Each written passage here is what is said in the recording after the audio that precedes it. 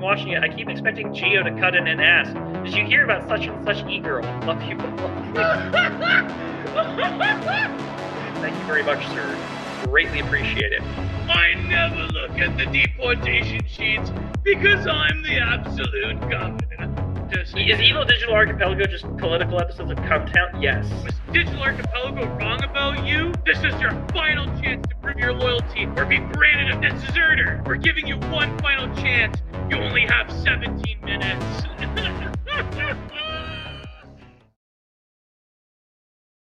Good morning, good afternoon, and good evening, ladies and gentlemen. I would love to give Penultimo a wonderful shout out and a thank you for making today's intro. I think we're going to use that from now on. But oh my god, what an intro! Holy crap! It was so good, so good. I didn't watch the end part. I just watched the first part when he sent it to me. Yeah, same. I didn't either. I didn't either. And then he was like, "Oh, by the way, I fixed it from a different spelling." And I was like, "Okay." And then I watched the whole thing, and I was like, "Oh, wow, that was great." Did he make the music himself? I don't know if he did the music himself, but the whole intro. It's not copyrighted. So, Penultimo, if you're listening, we used it. It's wonderful. Thank you so much. We have the best fans of the show ever. That's incredible. I love it. The aesthetic of like the cyberpunk Y2K, Eurasianite type of aesthetic. That's like, I love that. That's crazy. It has a great Blade Runner audio. feel. Okay, that's good.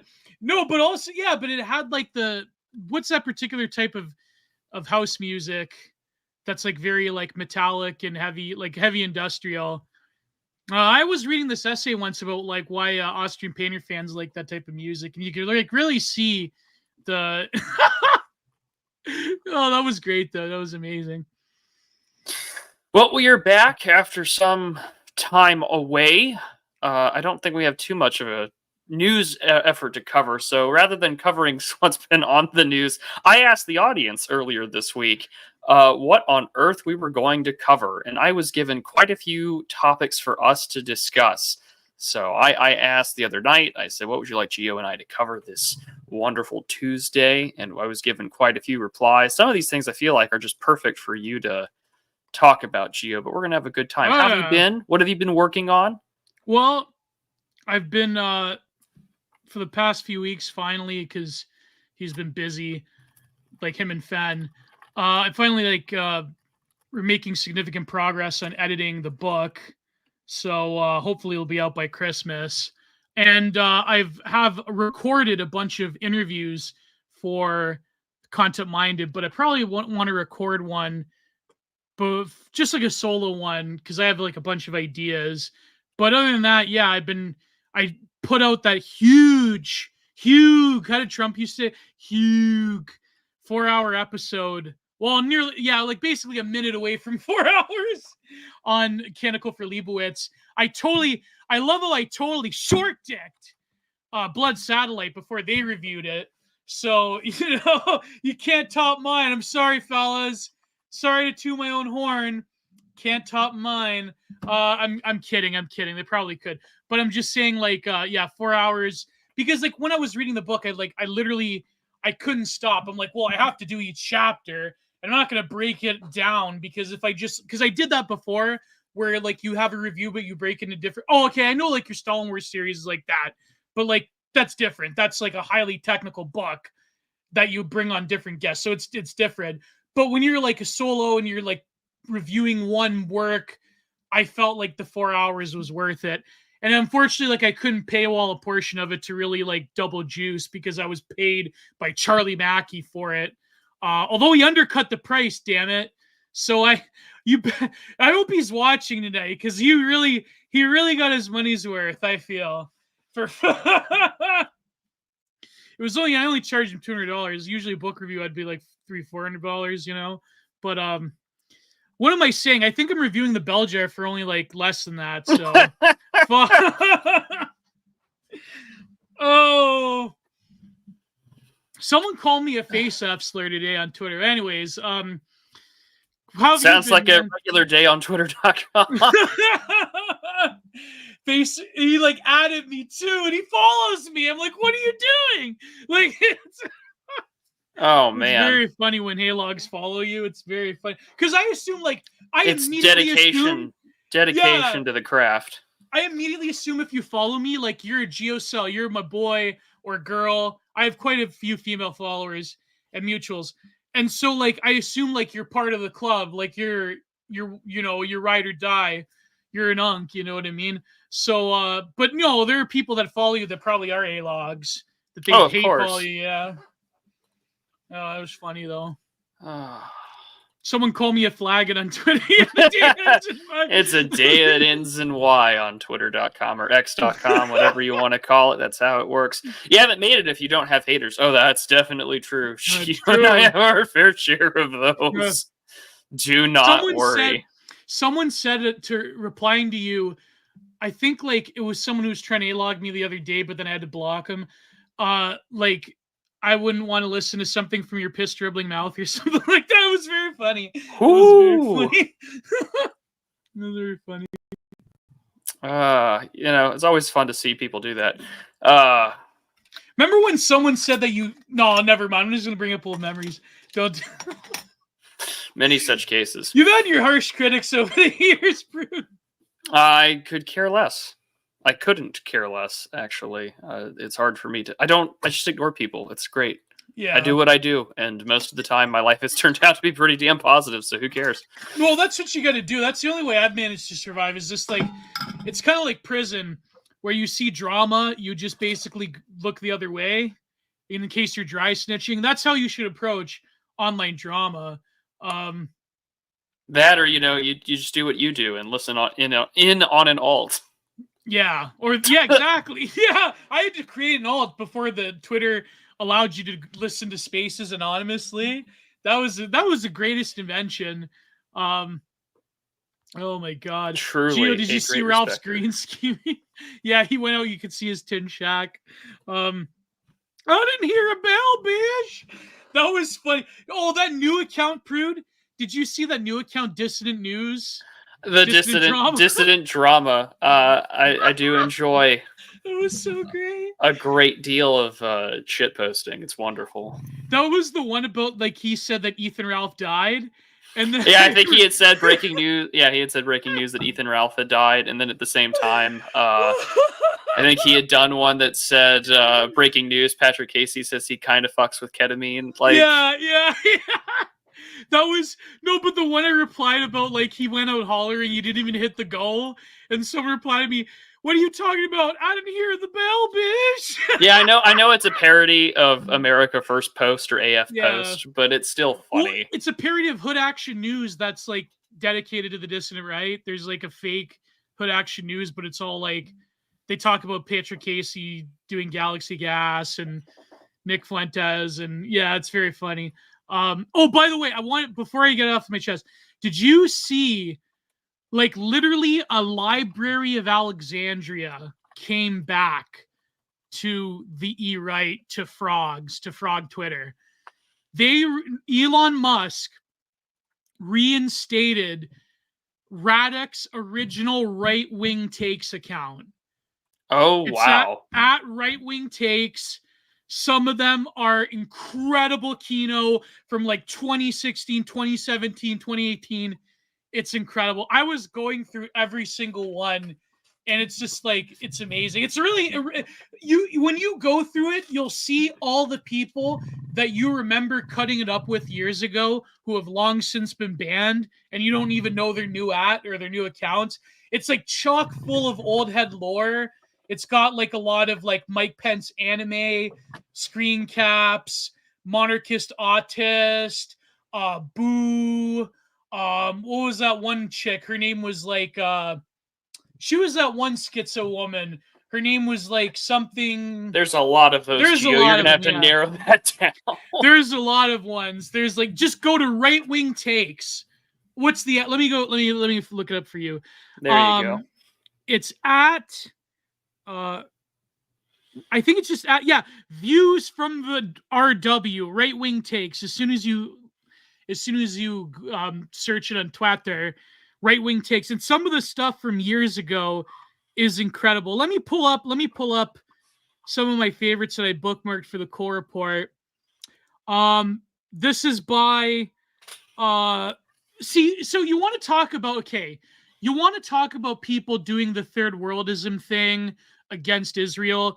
This is like way back, that is from 2017 by Mothman. If you guys remember Mothman, Gamergate ISIS. Somalis are and it's got a picture of a Somali pirate next to a ship. Somalis are the reincarnation of the sea peoples sent to purify the world. At Gamergate ISIS. And then you have another one by, do you remember Black Pilled Papist? He was a good one. Islamic terrorism is good. They are crushing the urbanite press. Do you remember when people used to say crush the urbanite? Do you remember this? I think that it also partially explains Enoch's. Yeah. And there was this one by Mike Pence anime about all people into BDSM are going to go to hell. In fact, they love it down there. That was a good one. Deep lore. So right-wing third worldism came in with Ann Prim stuff, came in with the Crush the Urbanite Pine Tree posting, and people forget this. See, people think that like it was a recent invention after October 7th. No, right-wing third worldist pro-Islam thought goes back. There's a great essay about it by Fleur in Verse that I covered on a paywall version of Content Minded. But Fleur in Verse wrote a great essay about how in the French New Right always had this sort of like weirdo affinity for Islam. Like even Georges Sorel had this like weirdo affinity for Islam. No, this stuff is older. This comes like way back. I mean, even arguably the Austrian painter had some like, degree of deference. And so this article by Fleur in Verse goes through it. But anyways, yeah. How have you been, Prude? What have you been up to? I have been doing pretty damn good. Work is fine. Life is good. I have been slowly ticking away at 3 or 4 different essays at once, which I promise to get them out, and I do. I just have this terrible problem where I don't shut up and I just keep editing and adding. It's awful. It's terrible. But on top of that, it's been fun, whether it be doing a Oren McIntyre show for a couple of weeks now, whether it's covering James Lindsay or it's going over Nick Land's meltdown. It has been entertaining to watch Oren struggle with certain words. I'm glad he didn't make me read, although it would have been fun to do so. But hey, that's life. On top of that, we're going to hopefully finish next week the Do You Even Read series on spinal catastrophism. And then after that, Dimes and I think, are going to just go through Anti-Oedipus. It'll be the first time he's read it. It'll be the first time I've read it in a couple of years. So I'm really excited to do that. So it's a lot of fun. I'm really looking forward to it. And a lot more content to come. Most of my writing I've been doing has just been for the Old Glory Club and trying to get some practical political solutions and answers to things in that respect. And in fact, I have some good news to report. The article I wrote on disaster relief, I had a friend of mine who works on Capitol Hill. He said, hey, can we use some of your language from this article to send out resources to our constituents and mayors and things like that? And I said, yes, I'd be honored. So really looking forward to that. That's really exciting stuff to see people go there. And yes, I got maybe about an hour into the Nick Land interview from the Theory Underground people. And I have to listen to that. It's pretty interesting, although Nick kind of sounds a little scatterbrained. Not in the way that you do. I just think that he has a harder time getting his thoughts out in a live discussion, whereas I think he's better when he's writing. So life's been good. Life's been good. And then hopefully next, since I'm no longer occupied, this weekend I'm finally going to get some recording done with the new, continuing the Stalin's War series, and then Volpez will be joining me for this month's edition of the Discourse Corner, which is just my usual meme review / discourse kind of conversation. It's a little bit of a meta show that the patrons get to enjoy. The last 2 episodes have been very meme focused, but this one's going to be focused on Volpez's article about English as a second language and how English affects the internet for non-English speakers. So we're gonna have a good time with that. Yeah. Oh man, I wonder if you could get Nick Land if it's just like DMing him. I don't know. Like, how do you? There must be some kind of like Byzantine process. Him. Yeah, but there must be some. I wonder though if I always thought about that. Like, if I would be so brash as to just like, like just DM him one day. But Yeah. So yeah, it's at Views from the Right Wing. That's what it is. That's how you find a nudge unit. But that's yeah. What was the disaster relief article? I wrote it. It. It was called the Long Road to Recovery. It's on the Old Glory Club Substack, and I just talked about the primary financial ways in which you can get some money for your town. Oh yeah. Well, what happened with Florida? That kind of petered out, didn't it? It sure did. Thank God. The eye of the hurricane broke as soon as it made landfall. The damage was not nearly as bad. Most of my Florida friends have more or less had minimal damage to their homes and houses and things like that. So I'm very happy to hear that they're doing a lot better. Yeah, that's good. Yep. That's crazy. Actually, like it was supposed to be like Category 5, and then it didn't. Well, and again, I think it's particularly interesting that there's this like huge emphasis on, what's the word I'm looking for? This huge emphasis on, like just Florida in general. When Florida gets all sorts of, things happen to them all the time, but no emphasis at all on the world that is been totally just destroyed and affected by Hurricane Helene or Helen, and all this emphasis on Milton. And I mean, even last week we had said to evacuate, take safe precautions, but again, everything's about, oh, look at that, it's about Hurricane Helen and not, or it's about Hurricane Milton and not Hurricane Helen. Yeah.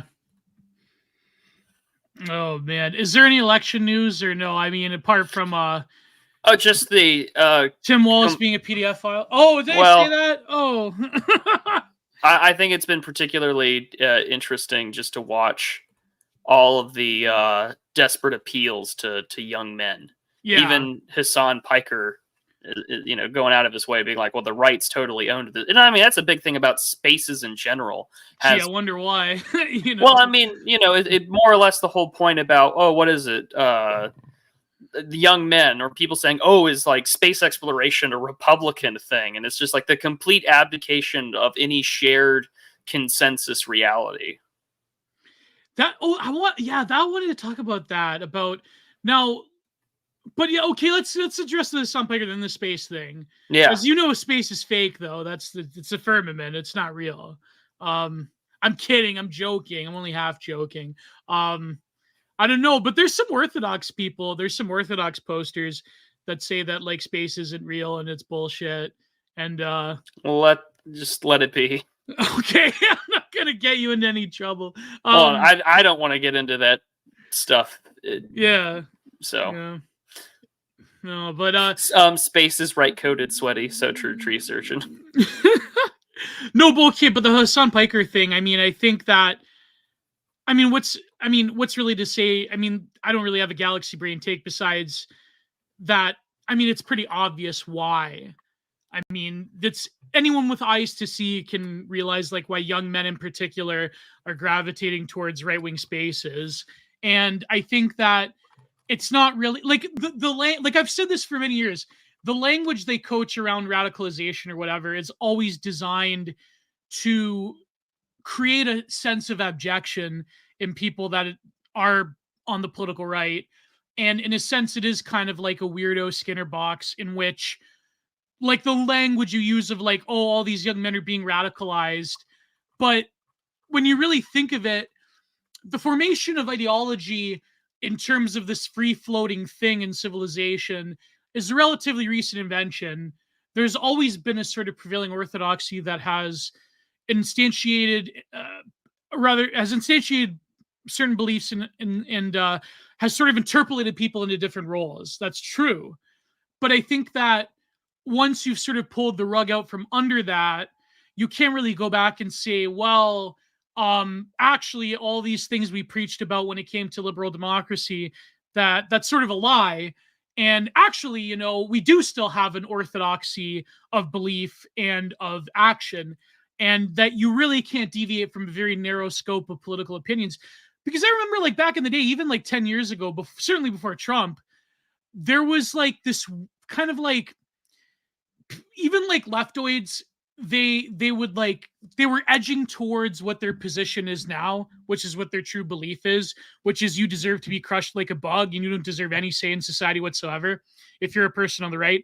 But back in the day, it used to be like, oh, well, I guess if you're conservative, if you're compelled by your religion, or if you're like, if you believe in tax cuts or some shit like that, if you're a libertarian, then it's like, oh, well, I guess that's kind of your right. I mean, I think you're kind of silly, but nowadays, I mean, it's full mask off. There's no degree of being on the political right to which the prevailing and powerful transnational progressive empire is going to tolerate.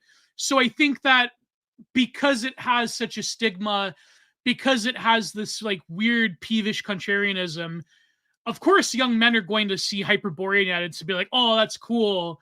I'm going to take zine. I'm going to lift weights. I'm going to drink raw milk. I'm going to like throw up Romans. Like it's, you know what I mean? Like it's, but I think that whether you can translate that, and this was a big debate after 2016, whether you can translate that into a serious political movement in which young people can go towards more conservative or right-wing beliefs is yet to be seen, because you do have a lot of people, like I replied to this tweet from some idiot today about like, oh, like the Zoomers are more diverse and more LGBT CIA more than ever. But it's like, that's why we demand a voice to be heard, and Trump would set people back and blah, blah, blah. But really, I mean, it's just, that may be numerically true, but there is a growing minority, a very loud and very sizable minority of younger Zoomers who are on the political right, both men and women, that, I mean, less women, of course, but like, I think that to foster them into something else. Why, you can't say zine? How do you say it? It's Zin. I said zine. Oh, I don't know. I say zine like zine, like a magazine, like a zine. Zen. Yeah, but Zin doesn't sound as cool compared to zine. Zine sounds kind of cool. I don't know. Anyways, I prefer Nicorette. What were you going to say about Hassan Piker, Prude? Well, just him talking about how, the left has lost the demographic of young men. And I don't want to, read into the tea leaves for this with respects to the election, although I think this was, again, more or less telling for what was to do. And I had said in the same way that others had pointed out, that the same thing that we've been saying for years, which has just been, what does the left have to offer young men? You're either Harry Sisson or Tim Waltz, and really both of those are just castrated, sort of minstrel shows of what it's supposed to be for a young white man. But also at the same time, you've got the problem therein of, well, who are your, like, Hassan works because he's sort of like cool looking or just not white. Like he offers you like the diverse hip. It's sort of like the joke that everyone makes about irony leftists. It's just like, it's the appeal to a minority in the position of authority. Yeah, it's appeal to boorishness and like, it's appeal to vulgar, cool, hip black guy, and or really cool. Yeah, I can't say that. I can't say it either. White, yeah. Appeal to cool by POC. Put it that way. Appeal to cool basically appeal to cool minority, and so it's the joke about irony leftists. It's like, well, imagine, it's like wah wah, like imagine if a black guy heard you talking like Sephiroth. Like, that's more or less the whole joke, right? So essentially, Hassan Piker looks reasonably fit. How much of that is naturally done, don't know. It doesn't matter. The point is that like, oh, you guys are losing the demographics of young men, and it's like, well, sure, you have been for years, because you've told men that you are not important and that you are disposable, and that's going to be the case for years to come, at least with a particular demographic. And even more professional or mainstream pundits like John Doyle will tell you that it's just like, you guys have made it very clear that if you're a young man, it's pretty clear that your politics are either like you're going to turn out or that you're probably going to be right wing, and you can break that down on racial lines as well. But like, millennials are the most affected by this, I think, especially because it's just, they're getting older. Your role models, your political takes have all aged out with you, and they've either tuned out for Patreon dollars, or they've become established figures on the right. Yeah, like Bo Blacks. Yeah. And their young male and demographics becoming non-male. Well, it's functionally, yes. They've castrated the geldings and bid them to be fruitful. And even every time that they're like, well, we're with the swoletariat, and it's just like, okay, you are a hefty minority from, the fact that America writ large is mainly is overweight, obese, politically ineffectual when it comes to things that really matter, and that the people who are driving things are those that show up. And it's a disaster for them. And it is entertaining to watch. Because I've been saying it for years, as long as I've been consuming political content. Like, what is your left wing male role model? Vaush, thoughts line, philosophy too. Like people who like crooned out or engaged in the worst kind of behaviors. Oh, I mean that's the thing. That cartoonist Haas yeah. Decay. Yeah, he turned out too. He turned out. Yeah. Oh my god. Existential comics. Yeah. Matt Bohr. Oh, what happened to Matt Bohr? Is he still around? I think Matt Bohr still makes comics. Let's go find out. Oh god. Yeah, let's go. It's Matt very funny Hassan Piker's like a communist because does he still make content? I think he still does. He still does. Look at that main page. Let's go check that guy, out the Oatmeal. Remember the Oatmeal? That guy was such an obnoxious idiot. I hated that guy. Matt Boers, writer of the Toxic Avenger comic and co-writer of the Justice Warriors Vote Harder, founder of the Nib, RIP, comics editor at In These Times magazine. Well, he has certainly not been as popular as he used to be. That's for damn sure. In These Times still exists? I don't think so. Or does it? Well, he says he's the cartoonist there, so I guess so. I think it does, yeah. But he tweets like a leftist. So I just noticed this. Like, look at Ahoy's Toxic Avenger, and it's like, oh, they made him a chonky boy like Batman. It's just like, oh. Like we joke about like twink death, but it's just like irony leftist death, just Reddit. Yeah. It's just Reddit.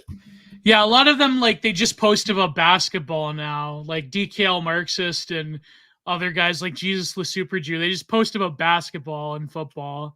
It's very fun. But then they'll splice it with like a pro-Palestine thing.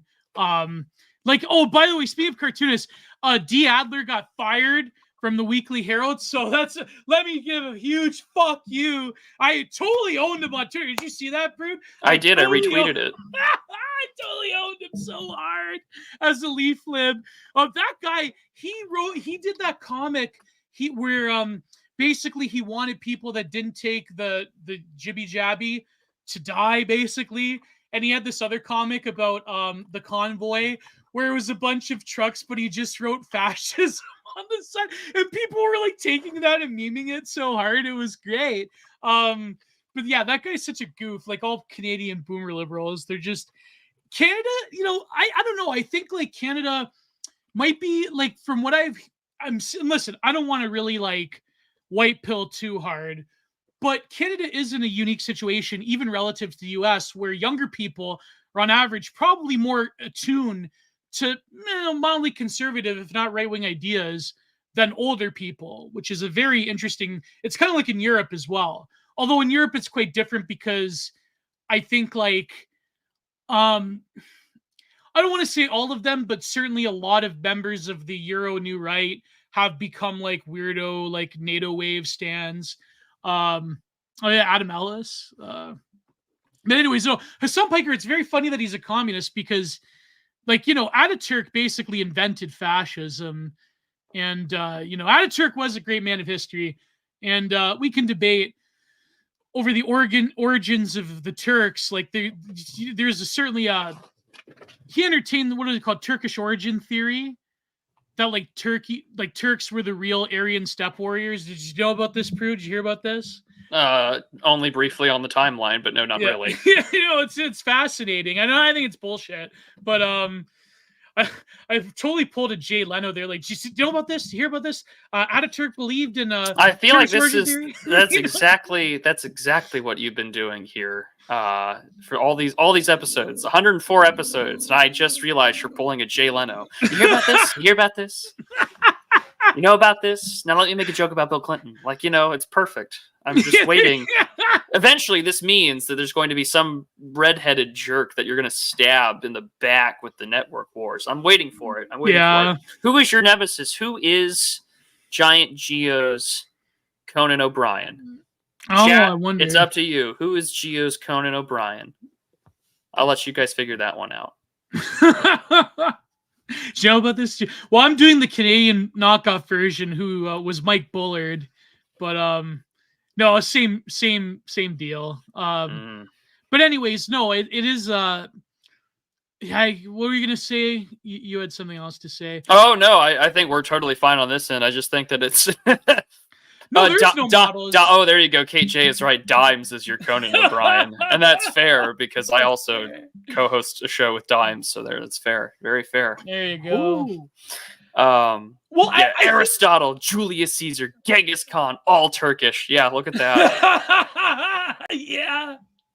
I guess that's the theory in action, right? Didn't you know Alexander the Great was Turkish? Didn't you know about this? Macedonian nationalists most affected. It's funny because that's what my friend GSP said, Goran. He's like, because he's from Macedonia. And he goes, well, I tell people, like, what does it really mean? Like, the West isn't going to care about you harder because Alexander the Great was from Macedonia. Like, you know, your future's in Eastern Europe. It's not in Western Europe, you know? But anyways, but but I think that I noticed this recently, like, the left wing has become very reactive in the sense that, I mean, unless you're paying attention to really like niche and obscure zines and theory cell circles, you don't really have a generative aspect to the current left wing in the sense that they're reacting to people that are criticizing the main sort of platform of the transnational progressive program. Whereas on the E-right, for years now, we've sort of been in the position where we're forced to always like spit ideas. Like now there is a lot of coal posting. There is a lot of reactionary type of stuff. Like we all do it where we're reacting to leftoids and we're dunking on them. But I think that when you lurk a lot of like big leftist accounts, a lot of big bread tube accounts or whatnot, they don't really have like, they state orthodoxy. They criticize the right wing. They like Hassan Piker, they worry deeply about how to counteract the E-right. But in terms of like something new or something that can really, apart from like new fetishizations of social issues, in terms of actual ideas, I don't really see them. And I think that's what really does appeal to smarter young people, sensitive young men, is something that appears novel, something that's exciting, something that has a flair of transgression to it. Those things the political left certainly did have maybe 20 to 30 years ago. But I don't think that in this environment, you can look at even someone like Hassan Piker and say, oh my God, Hassan, you're so cool because you have this like, what is this aesthetic called where he wears like really trashy clothes? Like sleazecore. Yeah. Like, oh, you got your sleazecore that you actually, it's all designer threads that you pay thousands of dollars for, and you like work out somewhat, and you're kind of tall, and you have this like attitude, like all these. How tall is he? I think he's like almost 6 foot. Oh, he's 6'3", so yeah, there you go. Yeah, there you go. Yeah, so he's not like, he's not like a lot of those other guys that are short, but I mean, yeah, but sensitive young men, they don't really identify with that. But I don't know, like, I think, is there, like, not that we're going to, like, help them by doing this, but, like, is there a way for the left to wrangle in young men? I don't know. Maybe like communism, like actual communism could do it, but not, I don't know. Well, I mean, isn't that the thing where I've noticed this because there are some people I don't debate them, but like Dave, I listen to a lot of lefties, and I find it particularly interesting. So I've noticed that some of the more hardcore, or I guess the more, I think, sensible, not even sensible, I think the people who are the less dripping with insecure and maybe have a sense of psychosecurity, ironically, are sort of the old school socialists and Marxists.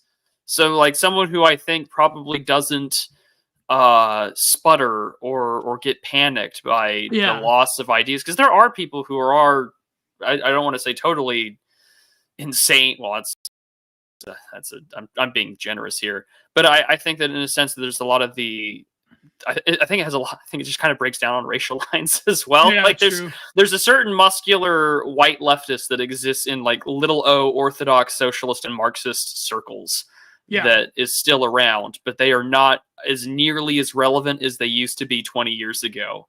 and they've witnessed any of their beliefs sort of be eaten up by this progressive liberal leftist Leviathan.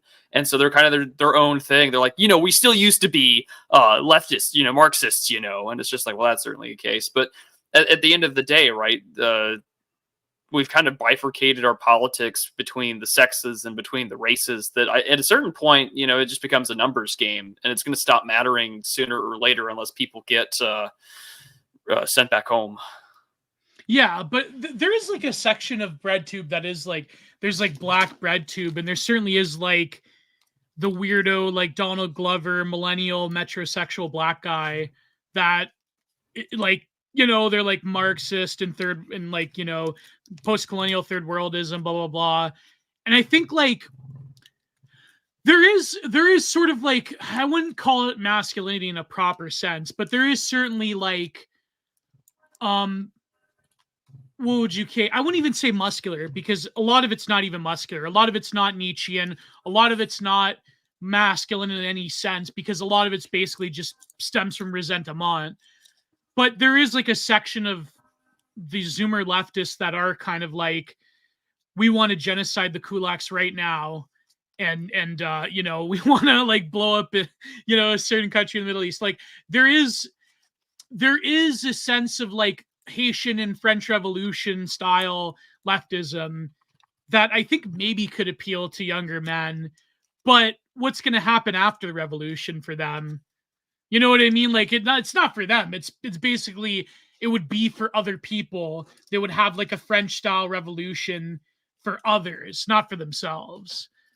So I don't know. It's hard to say. I mean, I don't know. I shouldn't say it. There are like a lot of men on the political left who are like unironic neoliberals, like that one Eastern European idiot. What's his name? I forget, the one that Martin ratioed. That guy. The Greek Australian guy? Yeah. No. That's what's his name? No, Joel Davis ruined that guy. What's his name? The Drew Pavlov. Yeah. No, I guess he's part of that, but then they have like that Slavic guy who's really annoying. Like guys like I think like there's a certain type of like man, Nikolaj, yeah, that guy, Nikolaj, whatever his stupid name is. That I think like unironic neoliberalism can attract a sense of like sort of mask off type of stuff that might attract a certain degree of man. Like people like Swan Marcus. Like Swan Marcus he'll like take the aesthetic language, if that makes sense, of the right wing, but he'll apply it to a totally shitlib cause. So it's kind of like when they say, stop being a fucking F-slur, like, just support this corporation who's like doing some like woke tard whatever. It's like, yeah, it's that millennial vulgarity culture. It's like all of a sudden if you're a leftist, it's okay to like call someone retarded or whatever, because like you're on the left, man, and it's really important. It's like trying to embody strategy, the come town bit, or it's also like it's like trying to be Dr. House.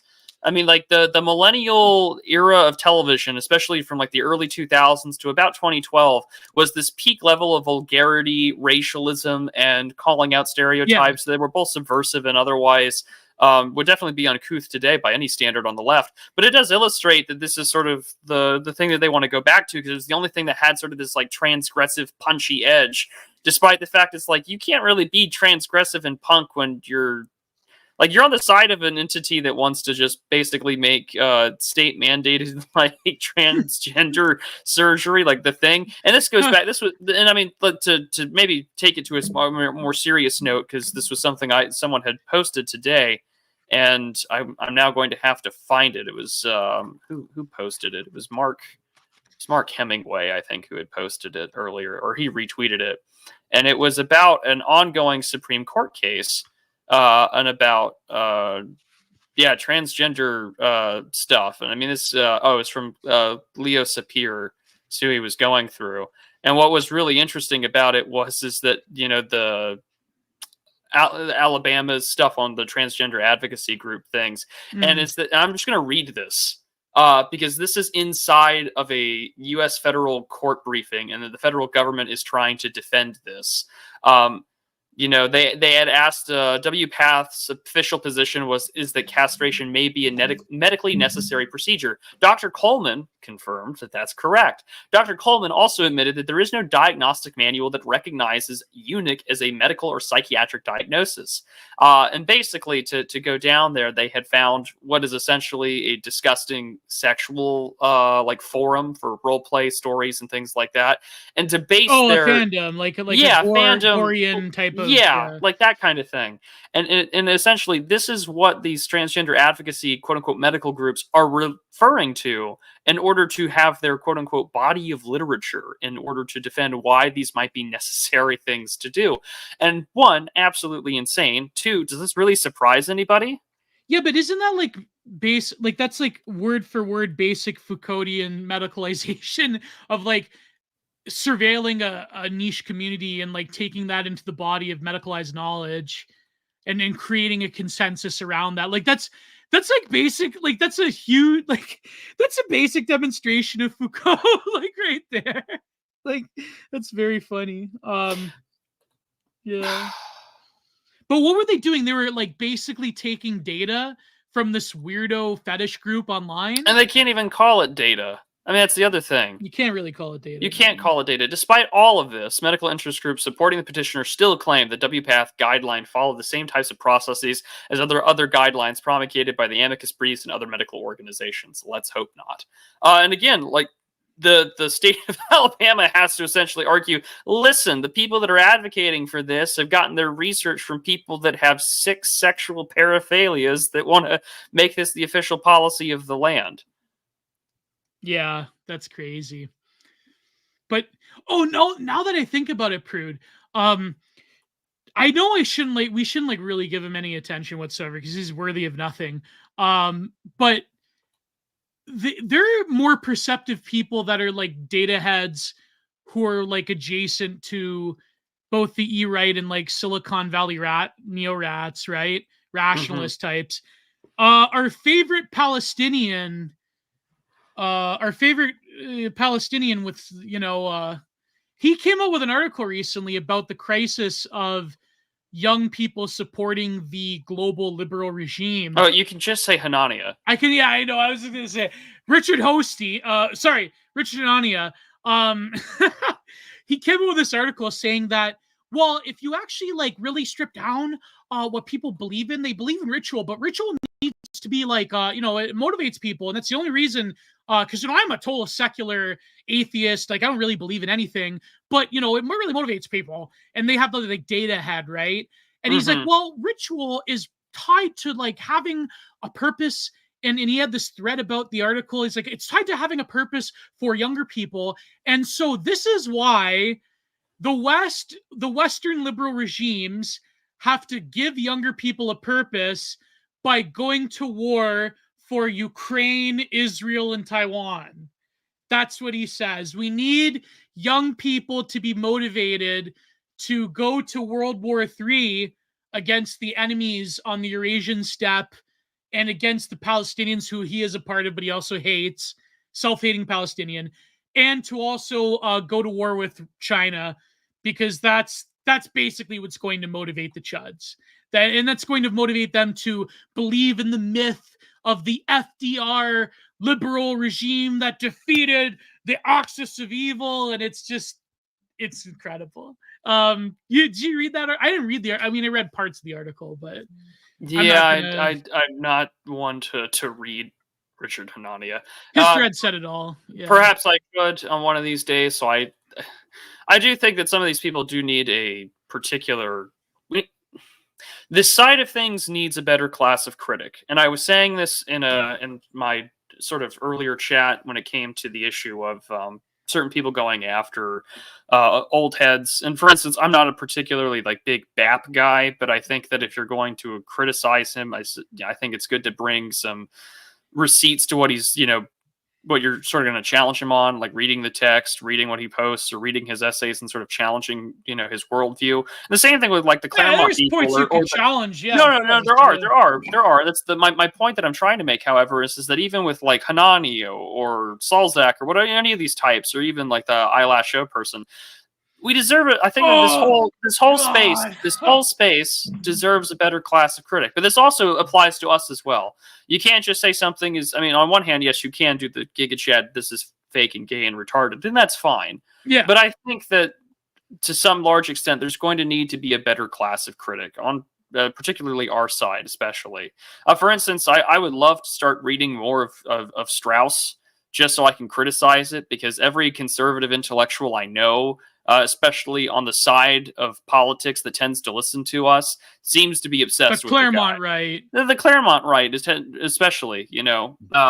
I know the Distributors had a video 8 years ago entitled "The Alt-Right Deserves a Better Class Critic." That video has aged incredibly well. Yeah. Most of his videos from that time frame, minus one or two, have aged pretty damn well. Well, to be fair, Prude, to be fair, isn't Jeremy Carl a part of Claremont? He is. Okay, and, then yeah. I like that. And he's also full disclosure, friend of the show, Jeremy Carl. We just, you know, we got to. But again, I think it's important to be just as critical. Yeah, and we have to be. The people that are listening to you should probably get the best kind of criticism that they can get, because they're not going to get it from the left. They're going to get it from us. And I echo a point that David made a few years ago, about, you know, people trying to go through BAP or trying to go through Moldbug or whatever. It's like, I want our guys to be the best damn critics of that stuff than anyone else. And I want our guys to offer perhaps the best alternative over anybody else. And these are kind of fine, you know, a fit mind is both flexible and disciplined. Absolutely. And you need to be flexible to different ideas, but I also want to, you know, take that stuff seriously, because I think people kind of will quickly give you a characterization of a thinker. And then it's based off of a reading off of someone else's reading off of somebody's other take. Because I think the terrible thing about sort of the online politics is that we're so quick to offshore moral or political judgments to other people. Yeah. And because, true. You know, because we kind of all specialize, you know, like, you know, you can say whatever you want about Kruptos, but Kruptos is kind of like the Jacques Ellul guy, and you're kind of the Byung-Chul Han guy, and everyone's kind of got their niche favorite philosopher that they like to go to use as their hermeneutical tool to view things, and that allows us to sort of offload our judgment on topics that we don't know necessarily a lot about. And I think that needs to really change going forward. But also, speaking of Byung-Chul Han, it entirely depends. It entirely depends, I think, on whatever happens. From the only criticism you need is that they're almost entirely funded by Paul Singer. It's a good reason to criticize them. Yeah, that is a good reason to. That's a great reason to criticize them. But I keep saying Wyram. It's Wormhatcher. It's Wormhatcher. I do that sometimes. Like, I think. Who did I get confused? I don't know. I screw up people's names sometimes. I don't know. But speaking of Byung-Chul Han, I think, I was thumbing through his more recent book, The Crisis of Narration, and I told Kat to read it for an episode. But there's this part where he talks about theory as narrative, and I think that this really does explain people that are the people like that IO Asian woman or Richard Hanania, or Swam Marcus. Like, this really describes them to a T in terms of having this like data brain that really doesn't go anywhere, to the point where there's this like vicious form of amoralism where they sort of like go where the wind blows. So this is from the chapter Theory as Narrative. It's just raw materialism. Yeah, pretty much. Yeah. But go on. Yeah. In the essay, at the end of Theory, Chris Anderson, editor-in-chief of Wired magazine, claims that the incredibly large amount of data makes theory superfluous. Today, companies like Google, who have grown up in an era of massively abundant data, don't have to settle for wrong models. Indeed, they don't have to settle for models at all. But we all know that's bullshit, because Google doesn't really care about data, because they manipulate a lot of their search engine results and so forth. Human behavior, he writes, can be precisely predicted and controlled with the help of data-driven psychology or sociology. The place of theory is taken by direct correlation between data. Then he quotes him. So who does that sound like? That sounds exactly like all of these rationalists and so forth, right? That sounds like the Moonbra guy. That sounds like Big Yud, actually. You know, every human behavior can be predicted by data, but big data does not explain anything. Big data merely discloses correlations between things. Correlations are the most primitive form of knowledge. They do not allow us to understand anything. Big data cannot explain why things are correlated in a way they are. It does not establish causal or conceptual connections. The question why is replaced with a non-conceptual this is how it is. And this is where he comes in with theory. This is a very important point. As a narrative, theory designs an order of things, setting them in relation to each other. Theory thereby explains why they behave the way they do. It develops conceptual contexts that make things intelligible. Unlike big data, theory offers us the highest form of knowledge comprehension. Theory is a form of closure that takes hold of things and thereby makes them graspable. Big data, by contrast, is completely open. Theory is a form of closure, comprises things within a conceptual framework, and thus makes them graspable. The end of theory ultimately means the end of concept as spirit. Bergif us gist. Artificial intelligence can do without the conceptual. Intelligence is not spirit. Only spirit is capable of reordering things, of creating a new narrative. Intelligent computers and counts. Spirit, however, recounts. Data-driven human sciences, I can't say that German word, are not sciences of spirit, but data science. Data drives out spirit. Data knowledge marks the degree of zero spirit. In a world saturated with data and information, our narrative capacity withers. Few theories are therefore formulated. No one wants to take the risk of putting forward a theory. Exactly. And so this is why you have people that are obsessed with like... Where's it from? What text? Oh, it's from Crisis of Narration. It just came out this year. Okay. Yeah. Go ahead. And see those super chats, please. I hope you have entropy super chat. I do. It's up. It's the pinned comment in the chat as well as in the description. Right. But no, it's the difference, right? You get one of these point. people, like that's why there's a war on theory cells, I think. No, but a lot of these people like Hanania and Swan Marcus and the IO Asian woman, or who else would be another person in this? Big Yud. When you think of Richard Hanania, who else do you think of? Rob K. Henderson. Yes. Yeah.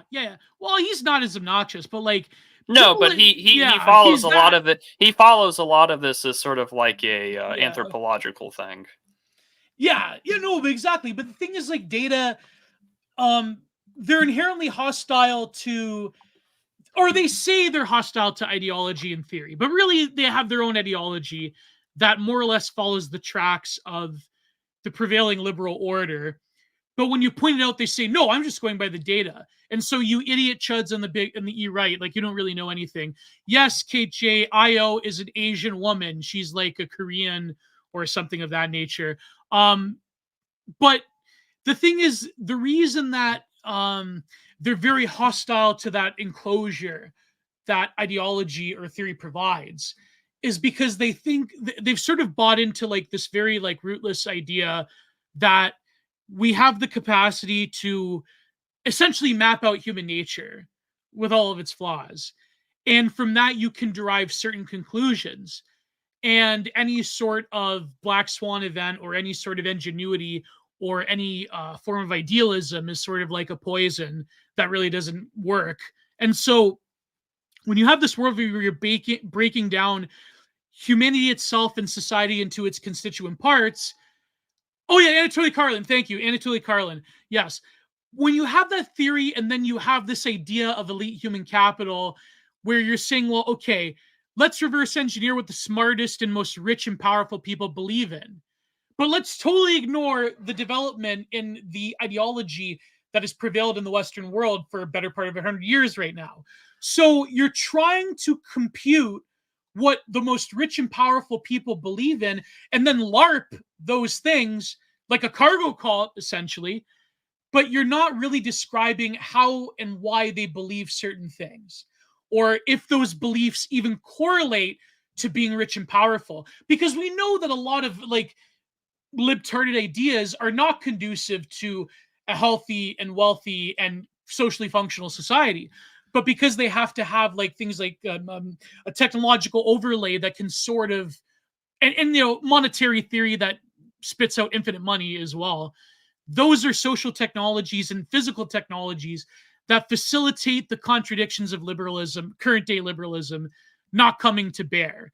But if you knock out a few pillars in society, then what are you going to do when you have like a hugely diverse, angry, low IQ population and you have a few Brahmins? What are they going to do? You know what I mean? Like, this is why it's so stupid when people say elite human capital, because they're trying to grasp something that's only partially a little picture of it. They're looking at the end result. They're not looking at what developed and why people have to say in positions of power that they believe in certain things and they endorse certain things. They don't, they're certain. So yeah, they're very blind to theory and ideology. Whereas people like, Marxists, they're like too entirely fixated on ideology. But the point being is that these people, they don't really offer any insight into that, because any form of enclosure that theory provides is very threatening to them, because they believe there's no such thing. That's only data that you can just input forever into the human subject. Or, yeah, so I don't know, that's a very long rant, but it's particularly interesting that young Chohan goes on the rank about spirit, and I can't help but be reminded of some of the controversy with respects to, say, the British monk Pelagius, right? You have sort of his heretical position that, the grace did not taint human nature, and that humans by divine grace have the free will to achieve human perfection. We have the free will to determine by data to assume that this is how we can map everything out, and that our rational faculties are pure enough that we can find the answer through our own understanding of the world around us. And so, I mean, young Chohan, being a Catholic, of course, is going to refute that with, maybe a more secularized Augustinianism. But I think it does illustrate that that's sort of the ghost that haunts a lot of this, is that we have the data and that we have the rational functions to do so, and that we don't really necessarily need any sort of supernatural or any sort of teleological work to tell us that this is how things are or ought to be, and that we can just simply rely on data, and everyone is just a widget that we can work with. And in doing so, this allows some of the worst people to just say, like, hey, I can put data together, or I can arrange a model to understand things.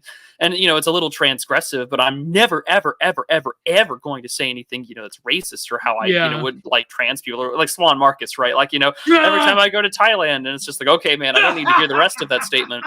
But it does illustrate an important point, however, that at the end of it all, like, the people that are so obsessed on data and models are really only doing so because they are safely comfortable within an already existing hierarchy. No one at the present moment, I mean, you survived the Richard Hosty thing. Like, you're not going to see Hanania lose his think tank anytime soon. No, of course. You're not going to see, like, Eyelash Show go broke from Twitter engagement, because, she is conveniently anti-white enough, but also still, data enough to fit in with a certain rationalist crowd that will like in whatever she says. She's allowed to, like, really hate black people because she really hates white people as well. Exactly. So, sort of that Asian identitarianism, except, I too can post crime stats, says the person with, like, a rising sun PFP or whatever, right? Like, that's how it works. And it does illustrate. Whereas if Helen Andrews says the same thing about black people, then you have a problem, right? Yes. Yeah. We love our Teutonic autists, don't we, folks?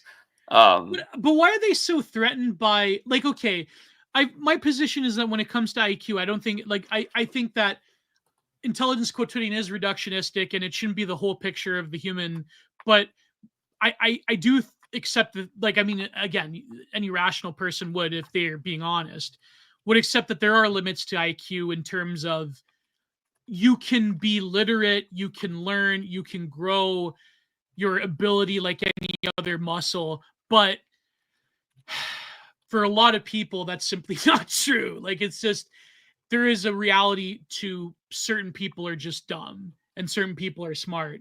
But why does that threaten people so much? Is it because it's inherently the disposition of an inegalitarian nature, and intelligence is viewed as valuable, and therefore if you don't have it, or you can say that people struggle as they may not achieve that level, that you're somehow robbing them of humanity? Like, I don't think that's the case. I think you can say that certain people are low IQ, but you don't necessarily rob them of humanity.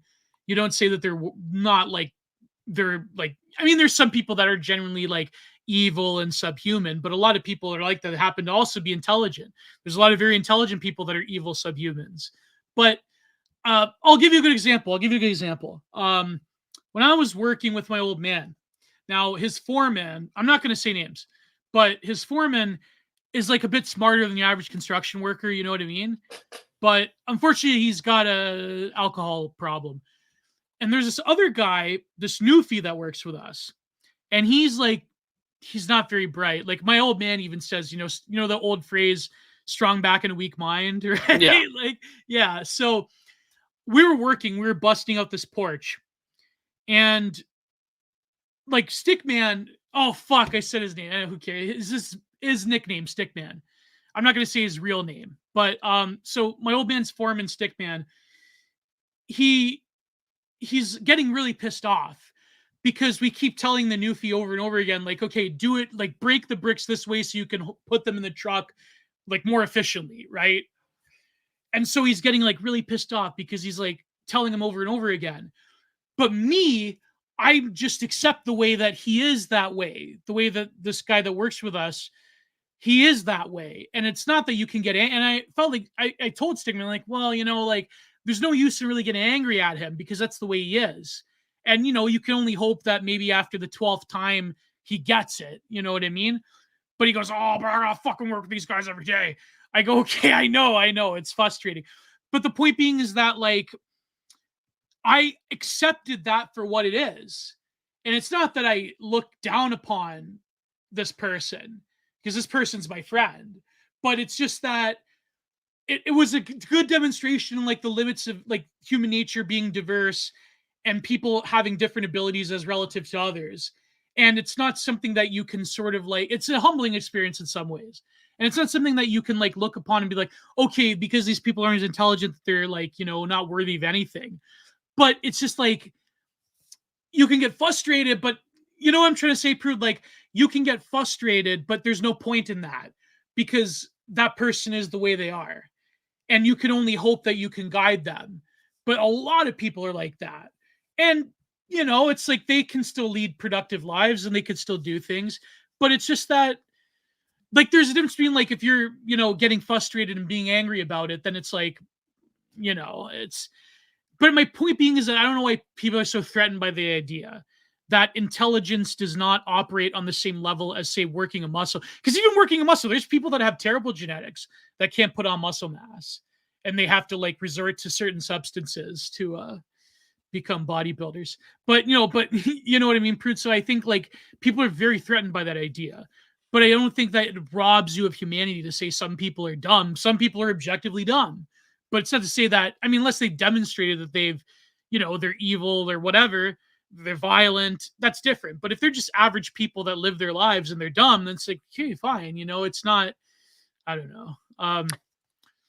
I think you've gone a long way to say that some people, you can have your simple jacks of the world. Yeah, exactly. But at the same time, there's a difference between, say, like, you're maybe slow in the ability to get the train of thought out of the boarding station versus someone who has low impulse control and will manically, try and stab an Asian cop.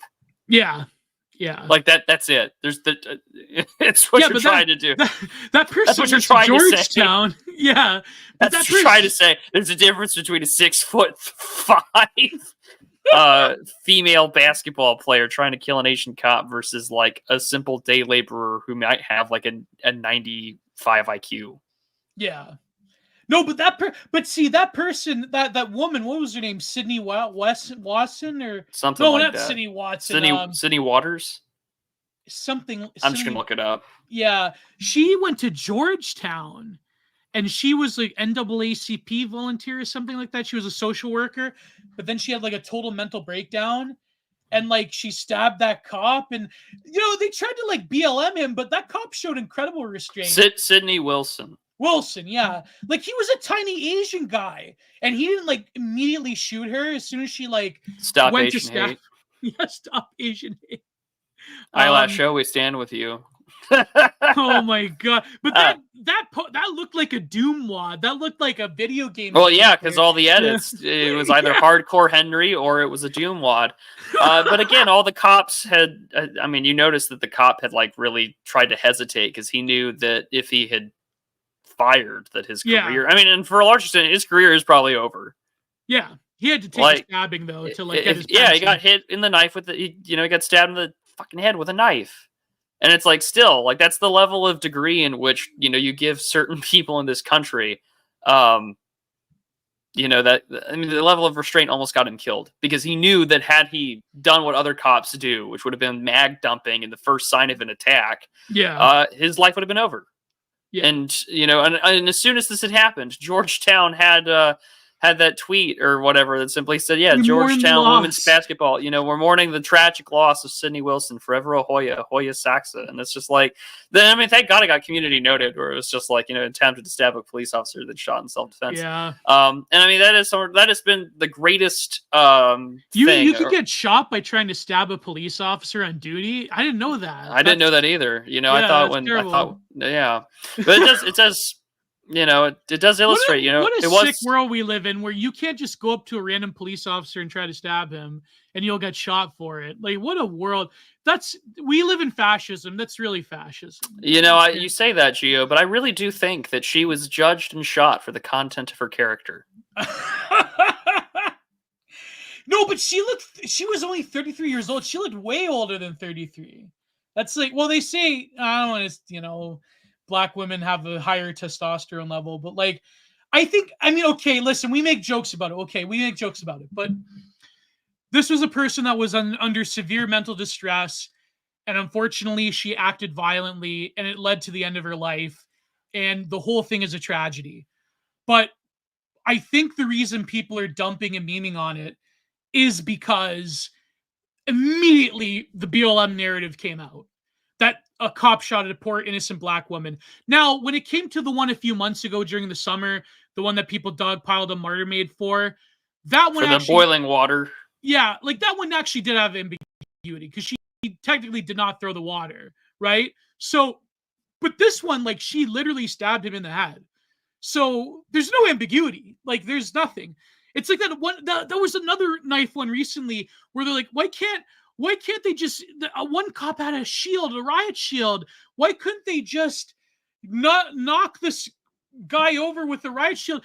But he's got a knife. You can't, you know what I mean? Like, oh, why don't you taser him? Like, well, you'd be surprised at the videos of people where tasers do not work on them. There's a lot of videos like that.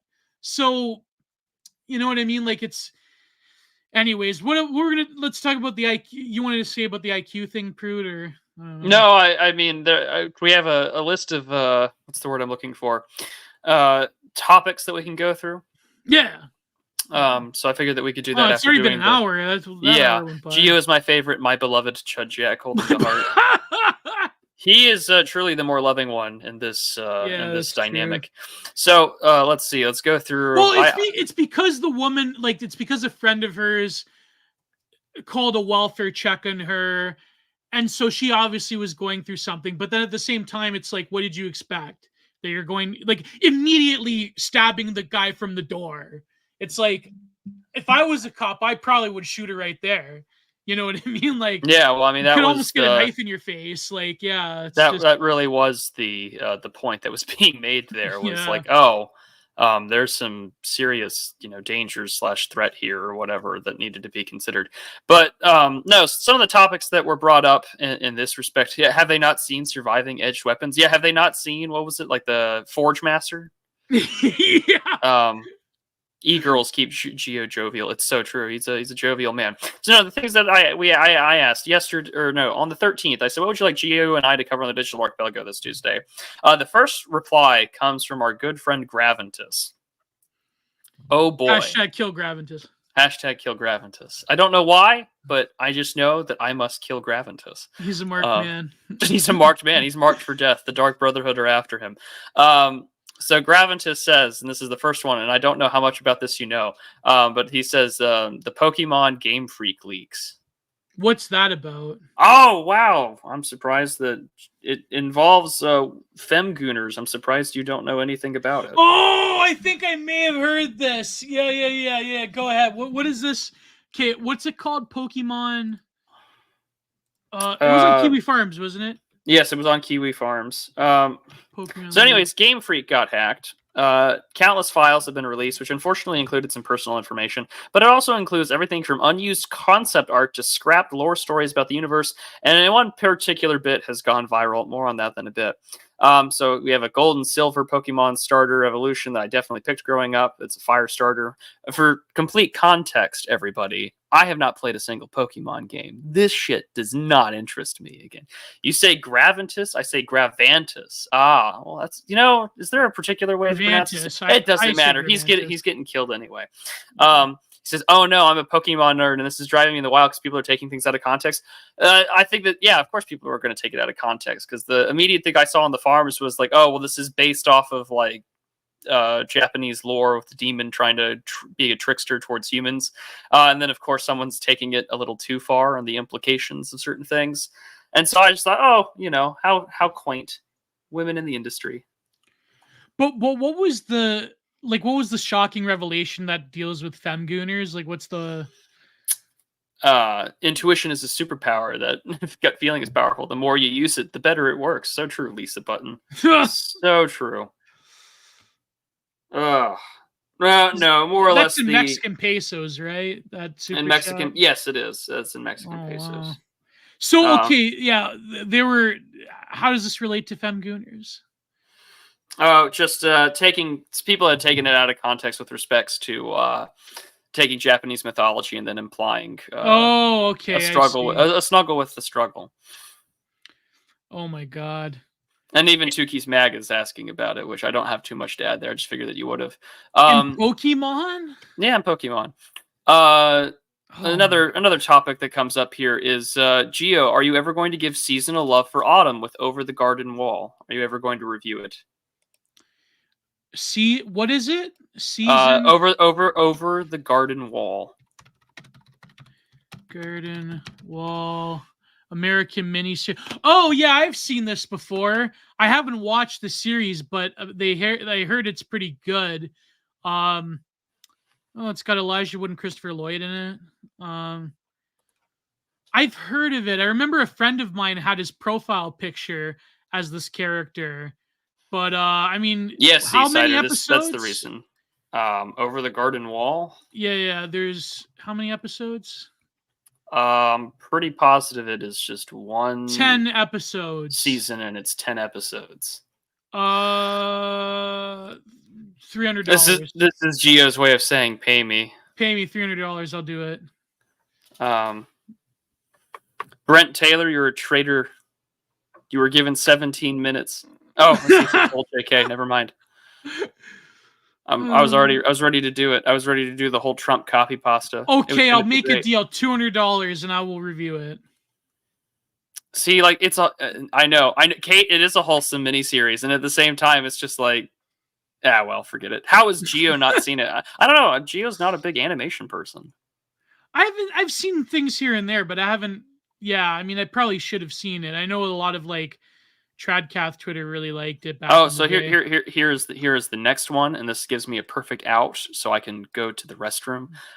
Is someone asking? Cash Nicholson asks, "I would like to know how Gio is feeling about the Leafs this year." Okay. All right, you're go on a Leafs rant. I'm gonna go to the bathroom. All right. I really like what I'm seeing so far. I think Craig Berube has had a great system. That's really okay.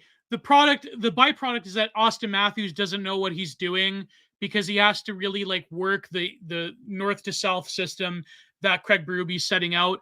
But from what I've seen so far, I mean, I was looking at the games, and the Montreal game was disappointing, but I was shocked at their defensive capabilities with guys like Tanev and Ekman Larson and some of the newer guys. And that guy they got from Florida, Lawrence, has been really good. And even Pacioretty, even though he's getting old, it's his last year, whatever. But I really enjoy what I've been seeing so far. I think if they do make it to a playoff spot, they have a pretty good chance of making it. I mean, maybe past the first round. I know as embarrassing as it sounds, but I think Craig Berube, he's a serious guy. He's trying to break up the old boys club where they just let those guys do whatever they want. I actually saw Mitch Marner checking people. That was incredible. I've never seen that before. I've always seen Mitch Marner skate around and never confront people, but I think that was great. So I'm seeing a lot of positive things. The game against Pittsburgh was really good. Low scoring games, which for the Leafs is a good thing, because when the Leafs have those high scoring games, they go nutso, they go all over the ice, the defense just breaks apart. And and of course, Stolarz is a really good goaltender, and I think he's going to be the top line position goaltender because Wall is just, he's got a glass hip. So I'm really liking what I've seen so far from the Leafs. I hope they go far. Tanev is a really great addition. Lawrence has been a really great addition. And Matthew Nyes, let me tell you about this kid. Craig Berube, the coach, had a little blurb about Matthew Nyes. Matthew Nyes has been great. He's an all-around player. He can score. He can hit. He can check. He can get into a bit of a fight. If he gets into more fights, he reminds me of Darcy Tucker. That kid's amazing. I really like Matthew Nyes. I remember the first year they drafted him. So that's been a really positive development. And hopefully the Leafs go far. I mean, I don't want to, again, God has hard moded the Leafs to failure, but who knows what's going to happen. I mean, for once in a very long time, they have a serious coach, and they have a serious special teams coach as well, Mark Savard, because Mark Savard was a monster back in the day. But, his Matt Cook ended his career with that huge check. But that other special teams coach they had was total dog shit last year. But Mark Savard's been doing a good job. They've been killing a lot of penalties, which means that they can take a lot of penalties. They can hit more. They can be more aggressive. And, so I've seen some good things. I mean, they always do good against Western teams. So we'll see what happens. But anyways, hopefully Prude comes back soon. Prude, thoughts on the Dallas Stars. Let's go to, remember when PPP went on a Leaf tirade in the middle of the street? yeah, that's true. Oh boy. That's true. No, but Stolarz is a good, Leafs always need a good goaltender because they tend to run their goaltenders ragged. But I was shocked at the defense that they put up. And I'm like, even the guys that were there before, like Nylander was doing really good. Like, there's certain guys I think they should axe, like Morgan Rielly. I think they should get rid of him. But no, man, I'm hopeful for the Leafs. I'm hopeful. I mean, every fucking Leafs fan says that. I know, okay? I know. We're delusional. So are you kind of like the Dallas Cowboys fans where you're just delusional and thinking that this year is going to be your year? Yes. Yeah, the Leafs are the Dallas Cowboys of hockey. That's all. Yeah. So it's like this year's going to be our year. As soon as we win a game, it's the cup parade is on. Yeah, surely it's this year. Yeah. Surely it's this year. Yeah, but I think if Craig Berube, he motivates Austin Matthews a bit more, then we'll see what happens, because Matthews, it's all been the fourth line guys that have been doing a spectacular job. It's just the top guys are being paid millions upon millions of dollars. They have to get their fucking asses in gear. But I shouldn't say that. Mitch Marner and Nylander has been doing pretty good. But Austin Matthews, I've always been critical of him. But I think he has to work that system, because the thing is they're playing as a cohesive unit. They're not trying to just feed the puck to Austin Matthews all the time, forsaking defense to do it.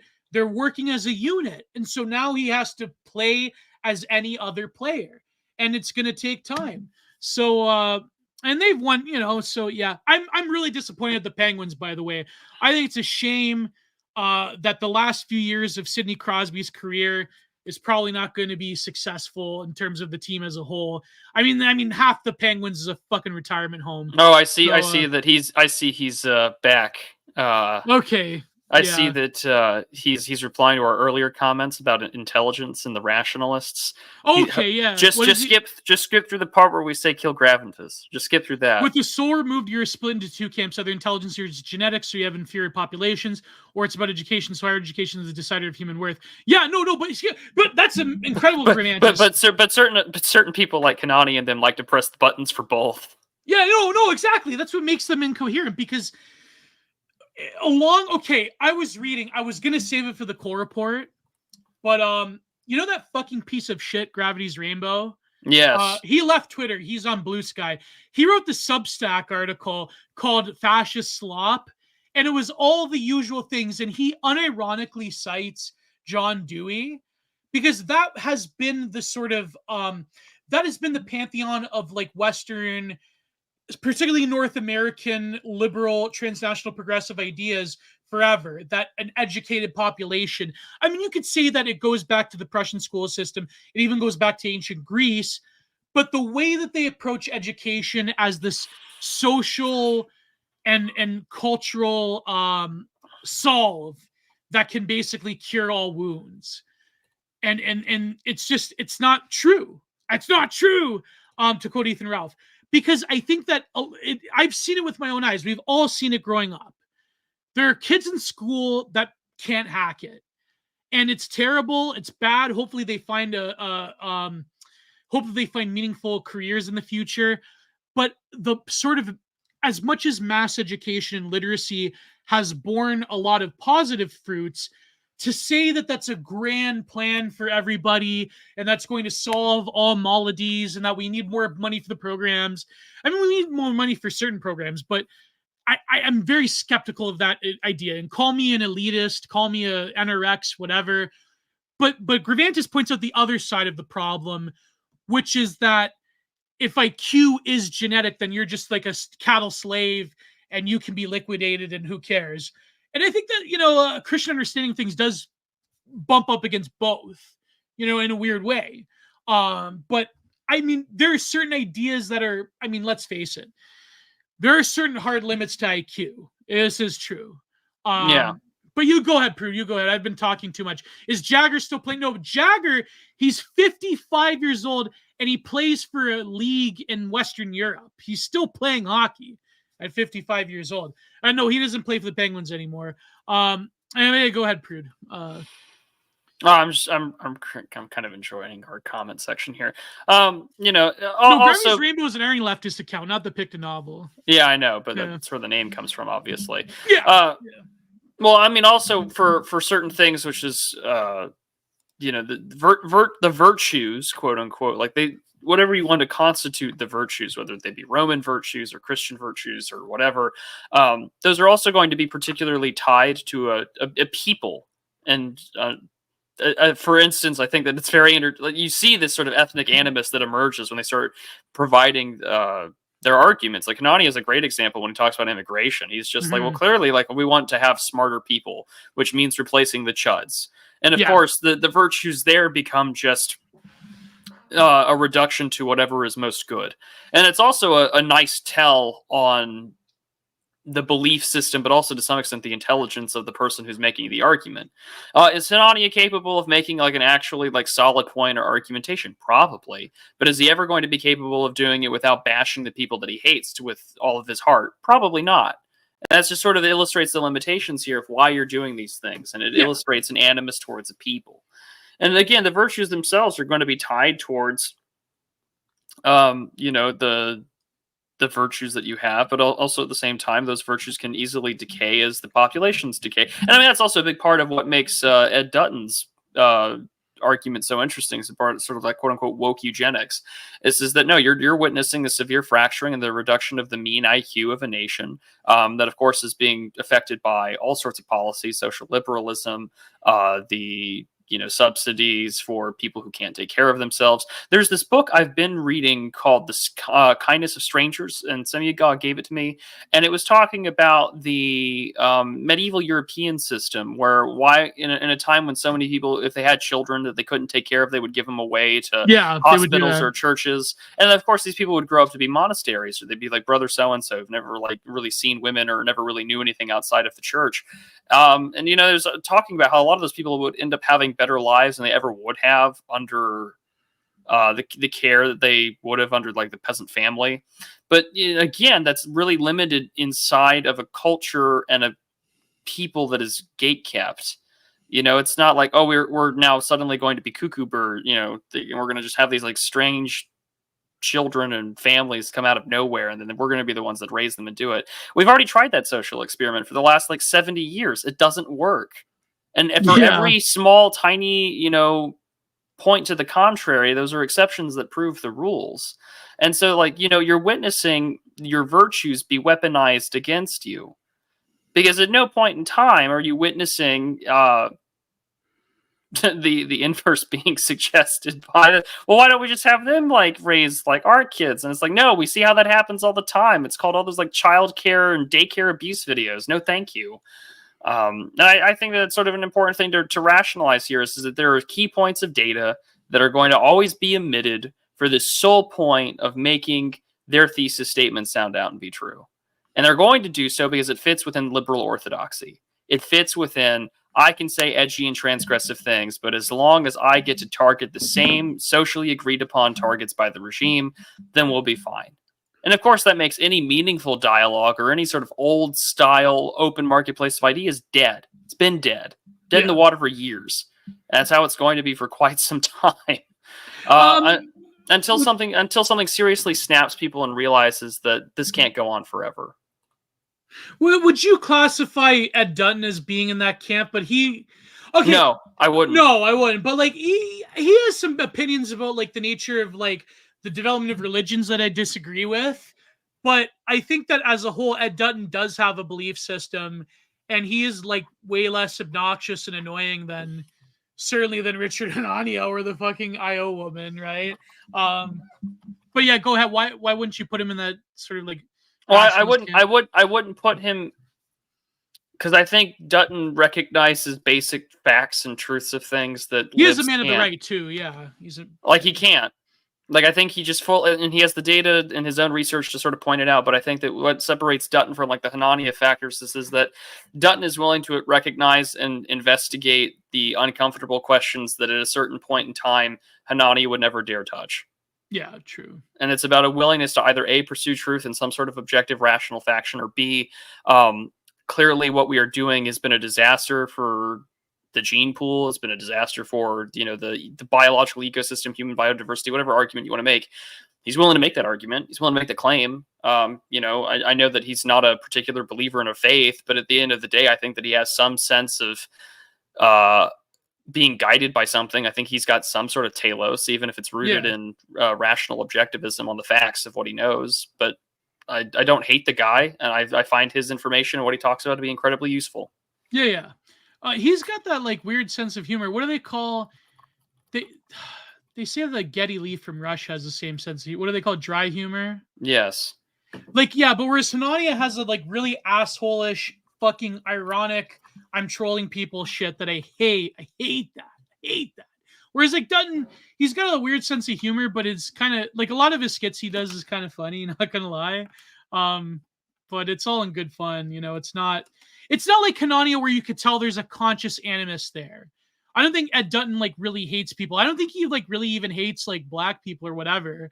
I think he's just pointing out certain facts about things. He doesn't like hate the chuds. He realizes that there's a lot of chuds in his audience, and it's just, It's just, yeah. So Dutton is definitely, and like I said, he is a man of the right. He's more explicitly on the right wing, and he doesn't try to like coy around it, the way that other people do. Geddy Lee Groiper. That's funny. Is he the one that passed away recently, or was that Neil Peart? Neil Peart. Is he still alive? Yeah, he is still alive. Geddy Lee, okay. Geddy Lee is still kicking it. It was Neil Peart who died. Do they still do stuff, or they don't tour anymore? Or? I think Rush is. I don't know if Rush is officially retired. I don't I think know. Rush. Yeah, I think. Yeah. Let's find out real quick. I can't imagine them carrying on without Neil Peart. I can't imagine either. But then again, Linkin Park carried on without Chester Bennington. So. And they've got new. Don't they have a new album out? Yeah. Were we just joking about this like a few weeks ago? Yeah. Okay. She's not that bad as a singer, though. She's an alright singer. Just that when she covers the old stuff is where there's people get a little uneasy. Yeah. Well, it's like Duvall covering old. Yeah, Alice they stopped doing tours in 2015. Oh, there you go. Yeah. So that answers your question. Well, it's kind of like James. What's his name? Not James Duvall. Not James Duvall from the Teen Apocalypse trilogy. What's his name? Something. His last name's Duvall. The new singer for Al. He's been there for a long time. I shouldn't say new singer, but it's kind of like the guy that got in Alice in Chains when he does the old stuff. It's like I haven't listened to a lot of new Alice in Chains because I just have such a undying love for Lane Staley that I can't do it. You know what I mean? I feel apart from like certain songs here and there, like Your Decision, but I just can't do it because it's like Lane Staley was so close to my heart growing up that it's like I can't do it. You know, like yeah, I can't do it. Anyways, oh yeah, that's right. It was Canadian Thanksgiving and Columbus Day. I love that clip. Someone shared that clip of the two guys when they did that story on John Gotti going to jail in 1990. They like went to Little Italy in Queens, and someone posted these Italians on Christopher Columbus Day. He was the best guy around. What about the murders? What murder? But the funniest part was the guy next to him in the background. He goes, "They say he murdered people." That was such a hidden gem. Oh my. He was the best guy. Christopher Columbus, he was the best guy around. Yeah, no, Jerry Cantrell's solo albums are really great. Like I love, like Degradation Trip is one of my favorite albums ever. Yeah, Jerry Cantrell's a really good singer in his own right too. So, you know. Anyways, yeah, I mean, I thought you were a Rush head, Prude. I can't believe you forgot Neil Peart. Did just crossed my mind, and that's my fault. But you know, it. You're a Rush head, yeah. I am. Well, I am. You're a Rushoid. I think Rush head would be better. I really. Where did that come from? The oid. I don't know. It's like what is the origin to oid? It's like a 2010 stuff. Like that was so funny. I think it was Hunter Wallace that had the tweet, like he quote tweeted someone mentioned about Sven from TRS and Hunter Wallace is like, yeah, Jessoid, he really hates the Christoids and rightoids and conspiratoids, but like, you know, white liberals are good people that love the environment. That was funny. Oh my. That was funny. Oids. I love when people say that rightoid. It's very funny. I say leftoid, yeah. But, it comes from Mongoloid. There you go. It comes from Mongoloid. Mongoloid, thank you. Yeah, that would make sense. The Noid, the android lost in the vapor trails. Yeah, Noided, yeah. Oh, you say that all the time. That's because they say that in the UK a lot. That's where I got that from Matthew. Because they say Noided a lot in England. So, yeah, Wastoid. I say Wastoid, too. You know, Wasto. I like Wasto. That's a good term for people that just destroyed themselves. It was very funny though, Hunter Wallace. Don't forget Foyd. Yeah, Foyd. Moid. They have Moid. It's all oids all the way down. Yes, well. Yeah, Rat Femmes call it Moids. Yeah, they call it Moids. Oh, really? Do they? Yeah, it's I who had that observation? Was it Dave the Distributist or who was it who had said that basically like the RFH Radfem types have taken everything that like the Red Pill Chateau Heartiste have said. They reverse engineer it towards women. They reverse engineer it, but they say it's a good thing. Yeah, or they say that women actually do that. Like it's very funny when you like go through an RFH Twitter scroll. It's like it's reverse engineering the Red Pill manosphere. It's like, no, actually, women are the true promiscuous women. Women deserve a harem. Women deserve a harem. We deserve to be hypergamous. And it's just like, it's like taking every red pill talking point and it's just like, that's a good thing. And that's a good thing. Oh, man. But she does it just to troll people, though. I think so, too. Doesn't oid just mean like? I have no idea. I don't know why people said she's ugly though. She's not ugly. Don't believe anything, otherwise She has you're an a oid. button. Yeah. She's like a button face, you know, like cute as a button type deal. Never mind. You're I'm truly, not gonna say. you truly are the woman respecter of the sector. She's mid. You're terrible, tree surgeon. She's mid. Oh, but you put wood. Asteroids. Every man wants a beautiful mid to call his own. That's when you're gonna like imagine like an asteroid's about to destroy planet Earth and like, you know, usher in a nuclear winter. It's like, so people would just be like, would have like find a way to project soy jacks to the asteroid. It's like, here you go. It's like, I wonder if someone actually did that, like where it's like you print out different soy jacks and like you show them to people in real life. When you're Which one do you identify American. with? Make it like a Rorschach test. Yeah, like that one picture of the Chud Jack, he's like putting the Troon Jack, he's like, you know, the gif where he's like putting it in your face, this is you? Yeah. Yeah. That's so funny. We should do that in real life. Can you imagine like a total Spurgoid just like doing that in real life? You know? I could imagine a few people doing that. Yeah, but I mean, like, you could do it as like campus. I mean, didn't this happen with like campus activism? Yeah, yeah, pretty much. And also, you can't really do that in certain parts of the world because, if I recall correctly, a certain man named Sam Melia is in prison for putting up "It's okay to be white" stickers. Yeah, you know. So you kind of have to be careful about where you're going to pull this off. Or those IRL streamers. Yeah, get into trouble. Those are the worst. Those are the worst. Did you see that Lulz got into trouble for like he got banned off a kick for he was like throwing bottles off a balcony. He was doing all this stupid crap. Anyways, never mind. That's just, you know, it's just drama. IRL streaming is like very interesting, and like, do people still do it? I think people still do it, but it's like incredibly dangerous, and like a lot of people like Ice Poseidon got burned, and Baked Alaska went to jail, and you know, it's just those were funny though. I gotta admit, those Baked Alaska streams with Chagget, they were top shelf content. I remember like staying up one time. It was like it was before Kino Casino. It was just PPP and Surfer. I stayed up till like 2 a.m. once, watching them stream snipe an IRL Baked Alaska stream. And it was like, I remember saying, like, what the fuck am I doing? Oh, that was such Kino. That was when Chagget admitted to, he was like, oh, never mind. You know the story about Chagget. Let's move on. Oh my. He like went up to random people and he's like, listen, when I was 18 years old, I with a 13-year-old, is that it's like, he like went up to random people and asked him that question. Good Lord. I'm so glad that there are parts of these things that I just never got to know about, and I'm very happy. His excuse, Chagget's excuse, was that because he was autistic, that he was mentally like a 13-year-old, so it doesn't matter. Yeah. Anyways. You gotta love it. Yeah. Am I drunk? No, I'm zenned up.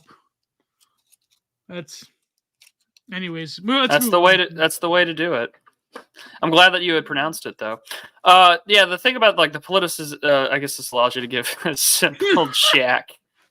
I think I had just pulled that straight from oh god, what's that movie? Zoolander. Oh, you've got to know Prude, otherwise you're blind. Oh, well, it's okay to be blind sometimes. I'm a man who sometimes doesn't like to know. I agree with Zed Des. A lot of 40-year-olds are cute. That's true. There's a lot of cute 40-year-olds. Anyways, let's move on. Hag maxing. So yeah, you've got the other topics that was really focused on were just two. One of them, I think, just is quick to go through because Gio doesn't talk about video games. Someone talked about the Silent Hill 2 remake. Yeah, go ahead. I gotta go get some water. So there you go. I guess I get to rant about video games for Tropic Thunder. Is it from Tropic? No. Oh yeah, Simple Jack is from Tropic Thunder. Thank you. There's like the whole list of. Anyways, there you go. No, so I don't have much to say on the Silent Hill 2 remake. I think that it illustrates the creative bankruptcy, but also the disastrous consequences that comes with the risk of being creative for intellectual properties in a modern gaming industry. And that, of course, is going to be the ongoing problem that we have for forever. I haven't played the remake. I played the original years later when I could emulate it on my computer. And I didn't have a PlayStation, so playing like the Silent Hill games growing up was not something I got to do. Our Zinio Hall, that's actually a really good one. So I don't have any real thoughts about the quality of the remake. I know that there are some people that like to gripe about it. My main point, however, is that when everyone is going back to famous IPs that were groundbreaking, revolutionary for the industry back then, and are now trying to do it on and on and on, it's going to be 50-50 every time. Yeah. It's going to be 50-50 where it's either like you see a faithful adaptation or recreation to where you'll see modern game mechanics be applied to previous titles. So like the original, some of the earliest remakes I think were really particularly good. But at the end of it all, I don't think that the more you do this, the more creative bankruptcy you're just going to see. It's nice to see some old classics get nice touched up graphic reworks, but I think modders can do that just as fine. The problem is that you're going to watch studios that are banking on your nostalgia bucks to make a game that is going to be quote unquote more, for modern audiences. And you've kind of seen this with a little more chunky or a little more less feminine female characters throughout games.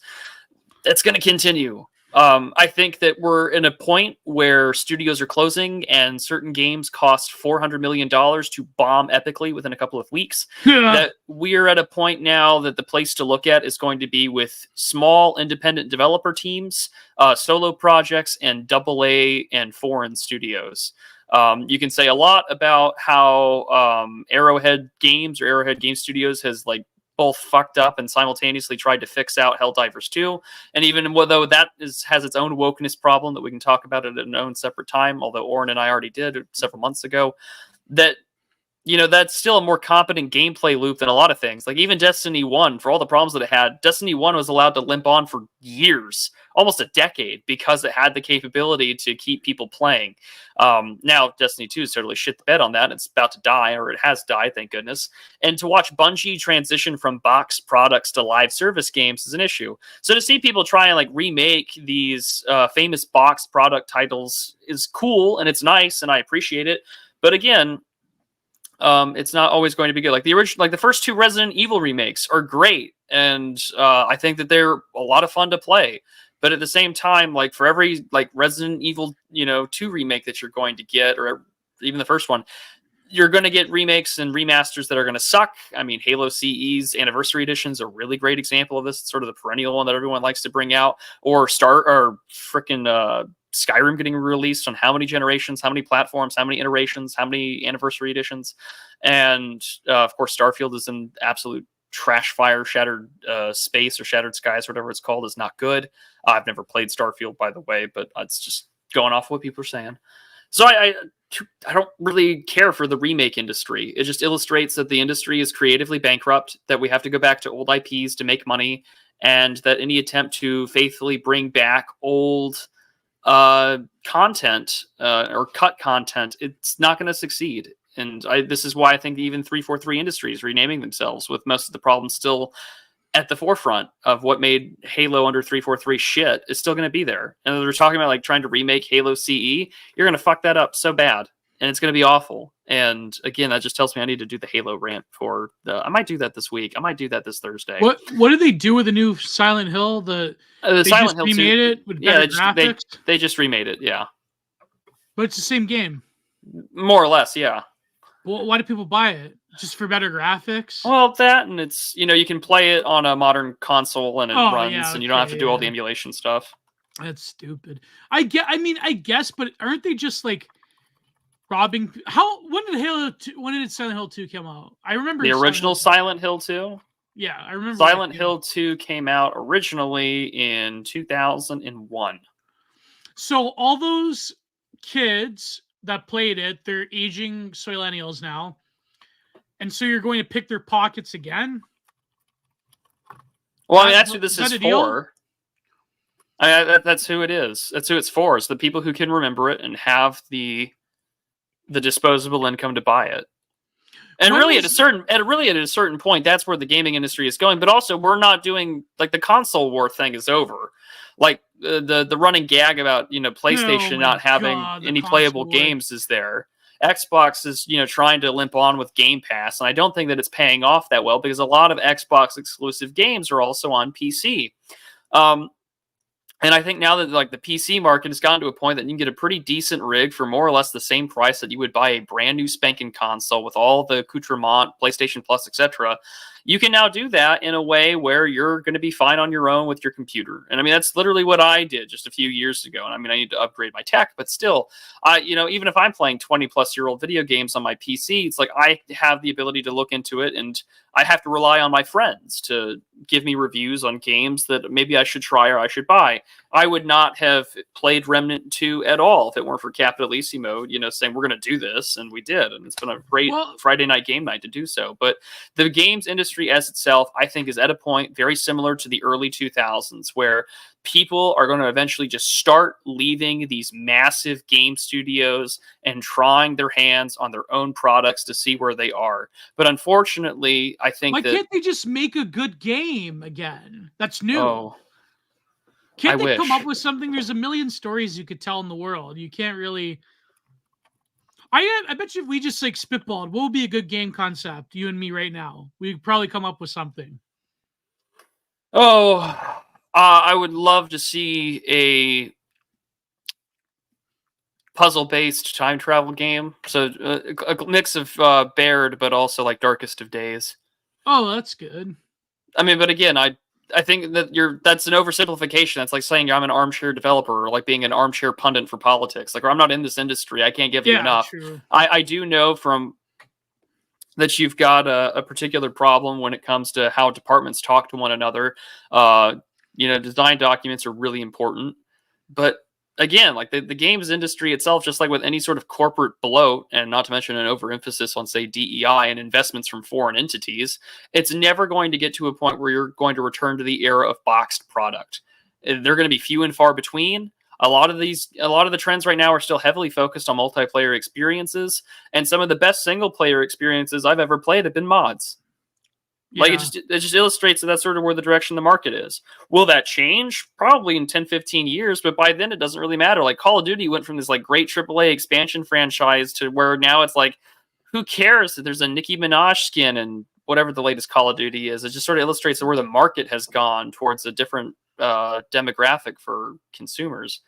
So I just think that, I would recommend that some of the most popular, even some of the more popular multiplayer experiences now that are kind of like streamer bait, like, what's it called? Let me go pull it out of my library. Well, like back in the day, there was like a million titles for PS2 and Xbox. Like there is. Oh yeah, now coming out not so much. Yeah, like that's what I mean. Like games would come out like nothing, and it was like there's a million.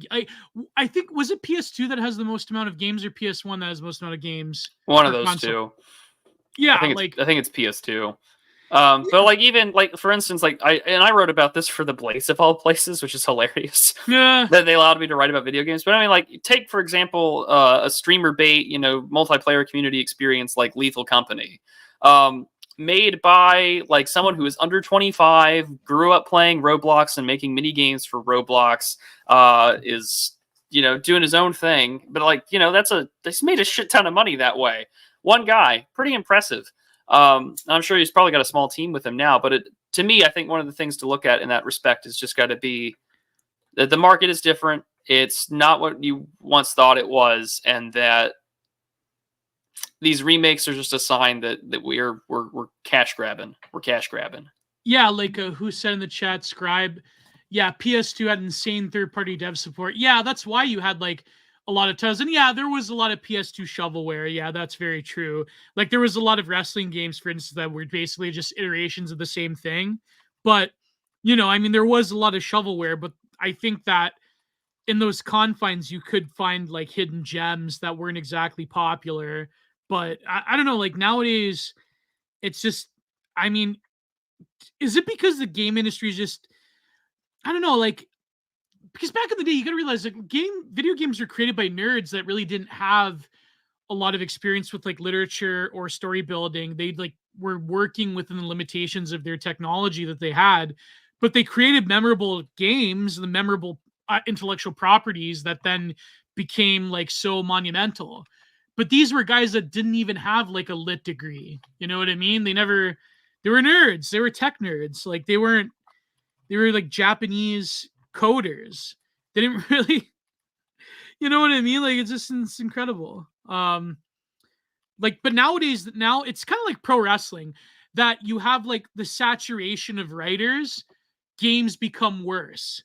There's more writers in wrestling than there's ever been, but wrestling is shit.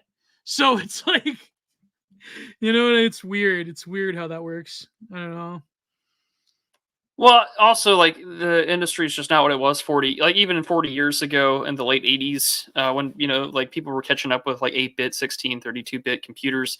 I mean, Majular is a great YouTube channel that covers a lot of these early studios where they're, like, hiring young guys out of college who've got more technical expertise than the guy who just started it a few years ago, and how they're, like, playing catch-up, and they're all worried about the latest amount of kids that are doing it. But also, like, it's hard, I think, for people to select for talent. There's a big glut, both for both competent and incompetent people sifting through the marketplace, but also that you can point it out time and time again that so many studios are not dominated by the greats anymore, or more importantly, they're not dominated by men anymore. And so you're sort of witnessing the, if Dave wants to talk about like solar politics when it comes to like, South Korean feminism, like, like the lunar politics of video games. Like, this is what you're getting is overburdened managerialism, a feminized workspace, and a lot of money from both foreign countries, but also domestically. There's a lot actually from the Chinese. Razorfist has a great breakdown of this that points out that a lot of these like consultant firms, that their job is to keep it going this way, and hell or high water, you're going to put that in there, money be damned. It kind of feels very similar to the Joker thing. It's just like, oh, well, you guys liked this. Well, I'm going to spend an untold valuable amount of money for you to hate it. And I mean, what a great response, other than like The Last of Us Part 2, the sequel to Horizon Zero Dawn, all these sort of things that are in there to reflect a culture and reflect products that are who's it for would be the question. And clearly it's like, oh, well, video games aren't for you. And I get it. Okay, there are games that are clearly not for me. But at the same time, it's just like, this used to be the deal. And again, nothing is ever going to be left untouched or unpoliticized, and that's totally fine. And but the Joker thing, like, I agree with PPP's analysis that the real Joker fans knew that it was they knew it was a troll. Don't surrender to the void.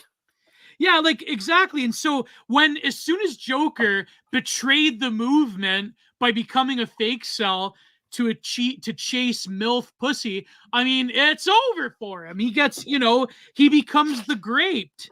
So he becomes the subject of normie sadism. Exactly. Yeah, and he gets derided and he becomes Arthur Fleck once again. And so it's like, that really is, I mean, basically the whole thing was so Todd Phillips could just troll the studio. That's basically what it was. And they're like, oh, we had so much money on Joker, became a cultural phenomenon. You got to make something different. And it's like, okay, Joaquin Phoenix, how much to sell your soul? $50 million. And so, yeah, it literally, the Joker became the Joker by trolling all of the, the manosphere types that thought the gay man in the face paint was their idol. And yeah, that's not true. I mean, listen, I know I'm saying this. I know that I wrote that article when Joker came out, Clown Among the Ruins in the American Sun. I still stand by it. I haven't read it in years, though. But I think that given hindsight, the Joker as a cultural phenomenon was sort of like them pulling the wool over our eyes sort of deal. I think that, I don't know. I'm sort of, I've softened on my opinion on the Joker. But then again, I mean, I haven't seen the new one. If someone wants to pay me to review the new one, but someone should. Oh God. Is Lady Gaga would? Nah. Yeah, I don't know. Maybe. Give me a few drinks, but probably not. No, but that's the thing, like, Joker, like, it's, what did you guys expect? You thought, it's like, you wanted a big multi-million-dollar Hollywood franchise to be your red-pilled slop? I mean, come on, man. You guys are better than this. You knew it was never going to happen. You knew they were going to ruin it eventually. You know you can't have a victory. I don't Well, they're not know. going to let you have one. But even if, right, it's the same thing about the first movie. It's just like they can't really take that away from you. Yeah. Yeah, true. Like, say what you will, but you've already made a movie that people are going to cling to, hold on to, do whatever they want to, and go from there. Yeah, exactly. So it's sort of like a weird form of a like tone deaf cultural anachronism where it's like you just post like, yeah, Giga Chad, yes, actually your media literacy is stupid and who cares? It's sort of like breaking through My media literacy. Yeah. Come on. Come on.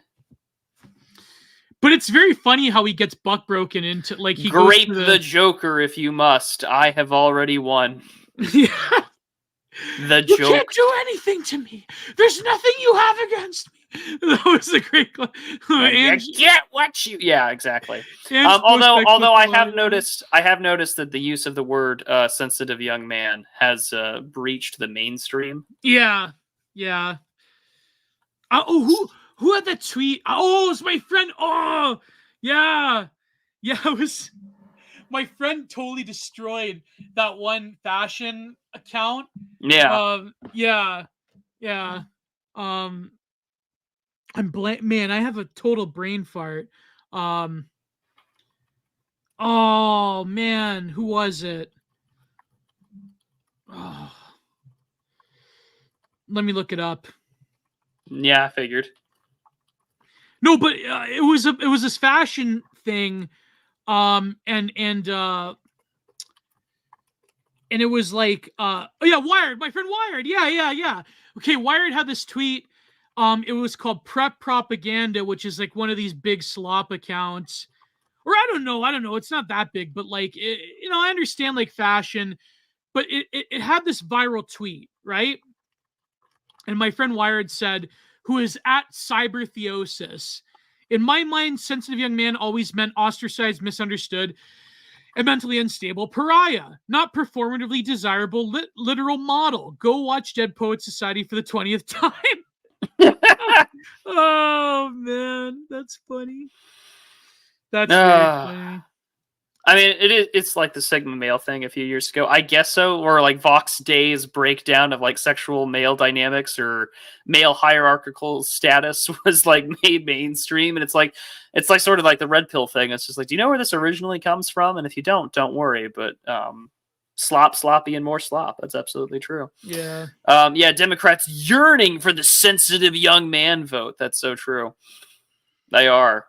Well, yeah, I've noticed that there has been like an uptick in them trying to like appeal to young men, like with Harry Sissy Hypno or that other guy that debated Nick Fuentes, or like even like yeah, there has been like a lot of these astroturfed, like goofy younger white guys that are like, I'm coconuts for Kamala sort of deal, and it's just I don't know. It's that's not gonna go anywhere.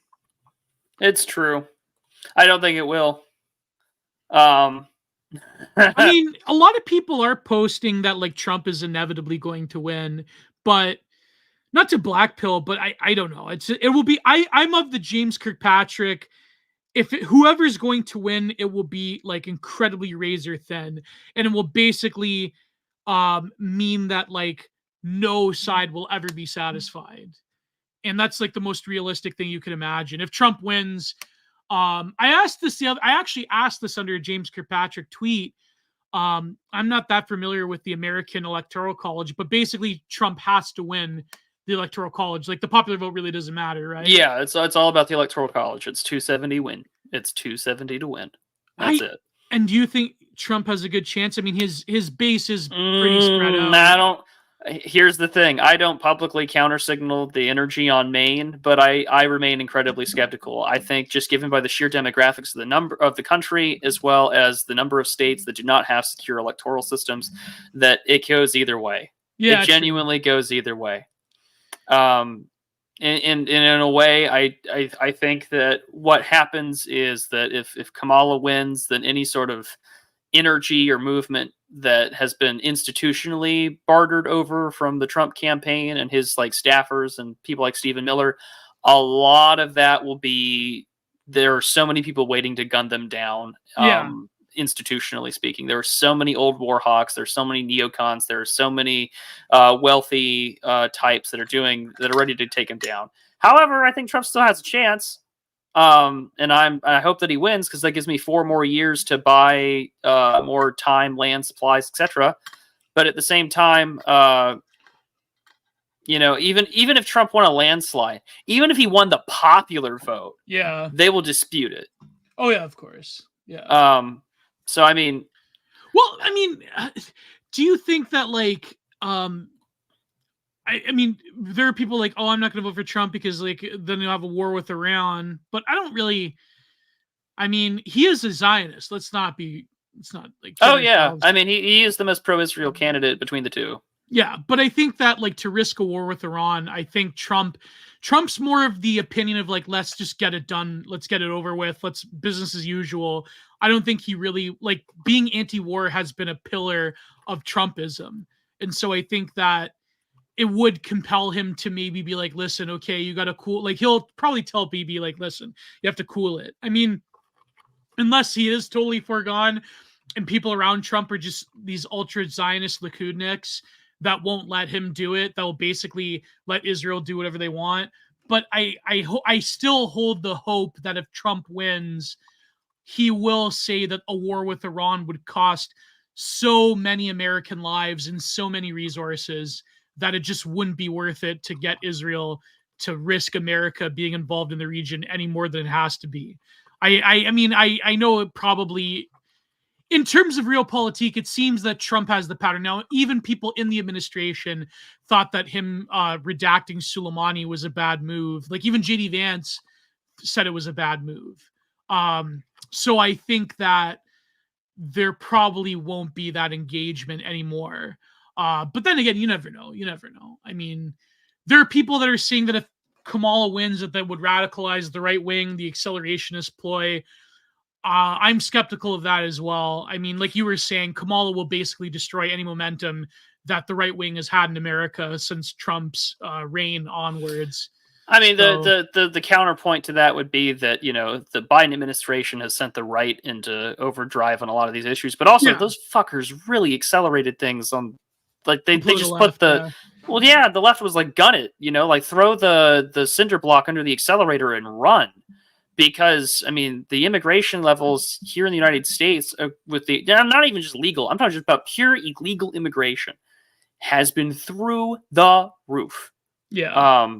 And to a point here now that, you know, the richest man in the world, who by all means was probably a normie, my heckin' Reddit wholesome chungus atheist just a few years ago, is now pointing out the very obvious fact that, hey, you cannot keep civilization functional. This is how bad it's gotten. Yeah. That it's not even about it's not even about normie politics anymore. It's the simple fact that the basic assumptions to get even early 2000s functional society is gone.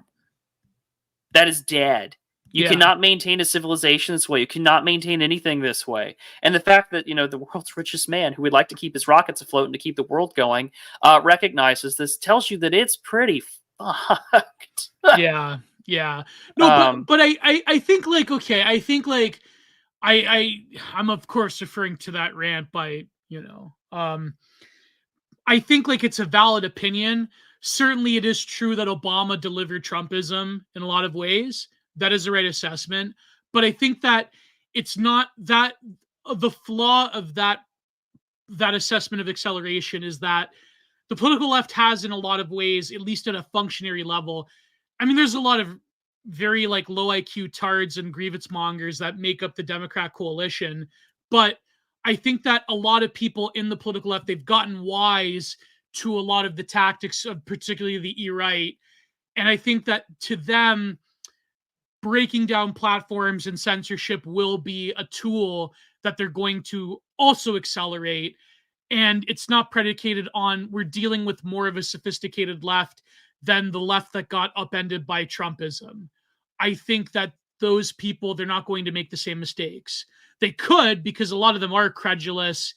I mean, incredulous. How do you say it? Incredulous? Yeah. A lot of them are craven. A lot of them are deranged. But I think that a lot of them do realize that you have to totally demoralize a lot of demographics, particularly in America. And you have to demoralize them to such a point where a real right-wing reaction, the way that Trumpism was, that can't happen anymore. And so I'm very skeptical. I mean, I would say it's a valid position. Like people like Nick Fuentes are saying, like accelerations and blah, blah, blah.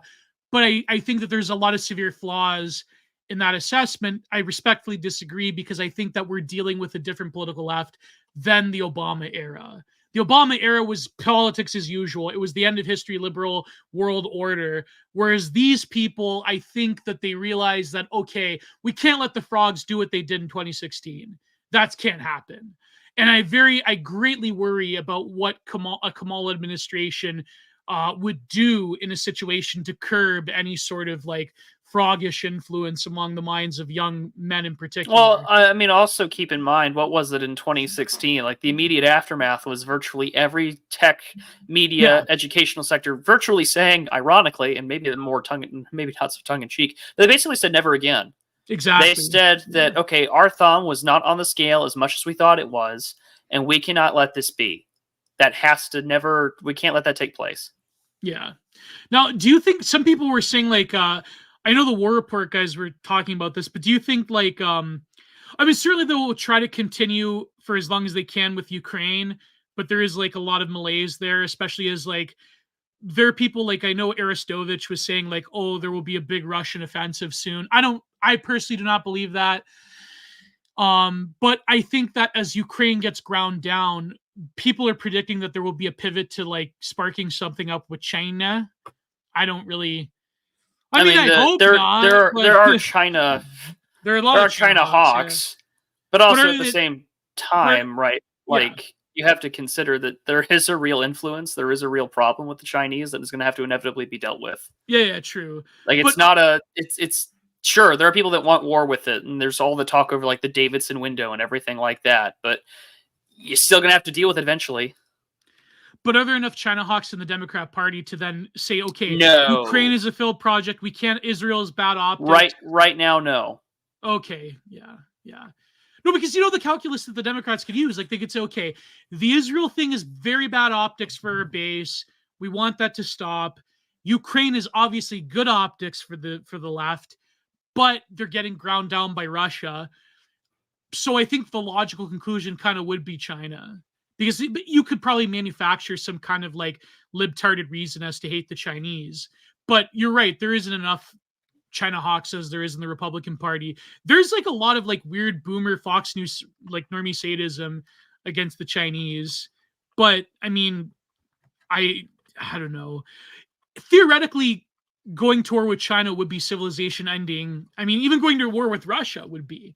But I mean, going to war with China would be disastrous. I think even more disastrous than, barring nuclear weapons, I think it would probably even more disastrous to go to war with China than even Russia. I mean, that's from the perspective of like the global economy and everything, barring nuclear exchange, of course. I don't think that would just cost too many American lives. It just wouldn't happen. I mean, you hope. I mean, who knows? But I don't know. I mean, they're I know that they're trying to get young men to sign up for the military. They're trying their best, and that is concerning. So yeah. I don't know enough to give you an accurate take or prediction. I don't have my crystal ball or anything like that. I just do know that we're in terrible hands. We're in terrible hands, and even if you still have to deal with these issues regardless of who's in the administration. I just think that one might be a little more bold to stand up for the country and people that look like me more than the other. So, I mean, yeah, It's that kind of calculus, but at the point right now, like basic forms of civilization can't function in large swaths of the country. There are millions of people who should never have been here in the first place, and that foreign interests, from Russians to Chinese to Israelis to Indians, are pecking apart the imperial palace intrigue with money, bribes, and other things in the same way that they have done to Canada so effectively for the last 15, 20 years. Speaking of India, it's a disaster. Yeah, did you see about the probe? Did you hear about that, Prude? Yeah, I did. Yeah, oh my god. And it's like, it literally is heads Modi wins, tails Justin loses. Like, it's, these people are such idiots. Like, it's, I don't even blame Modi for doing it. I don't even blame them. Really. I mean, who's a stupid one here? It's the Canadian government. I mean, think of it this way.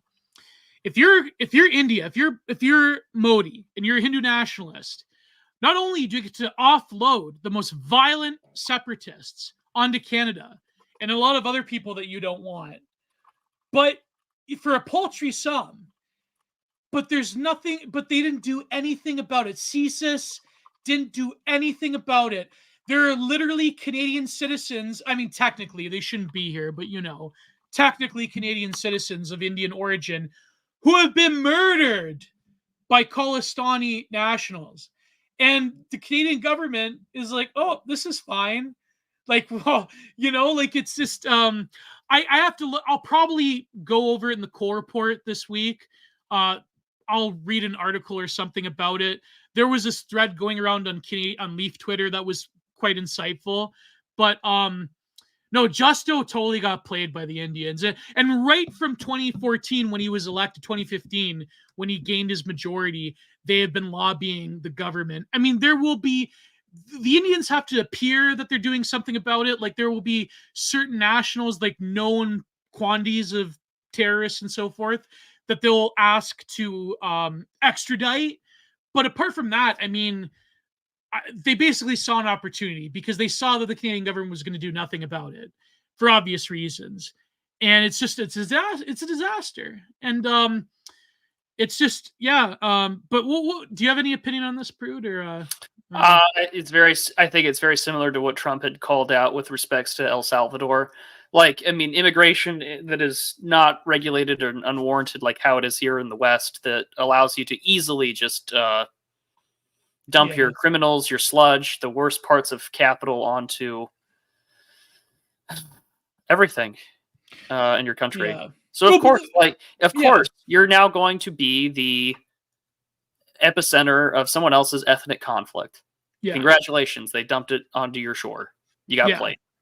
But now Justin's forced to call it out, and that really has destroyed his relationship with Modi and India as a whole.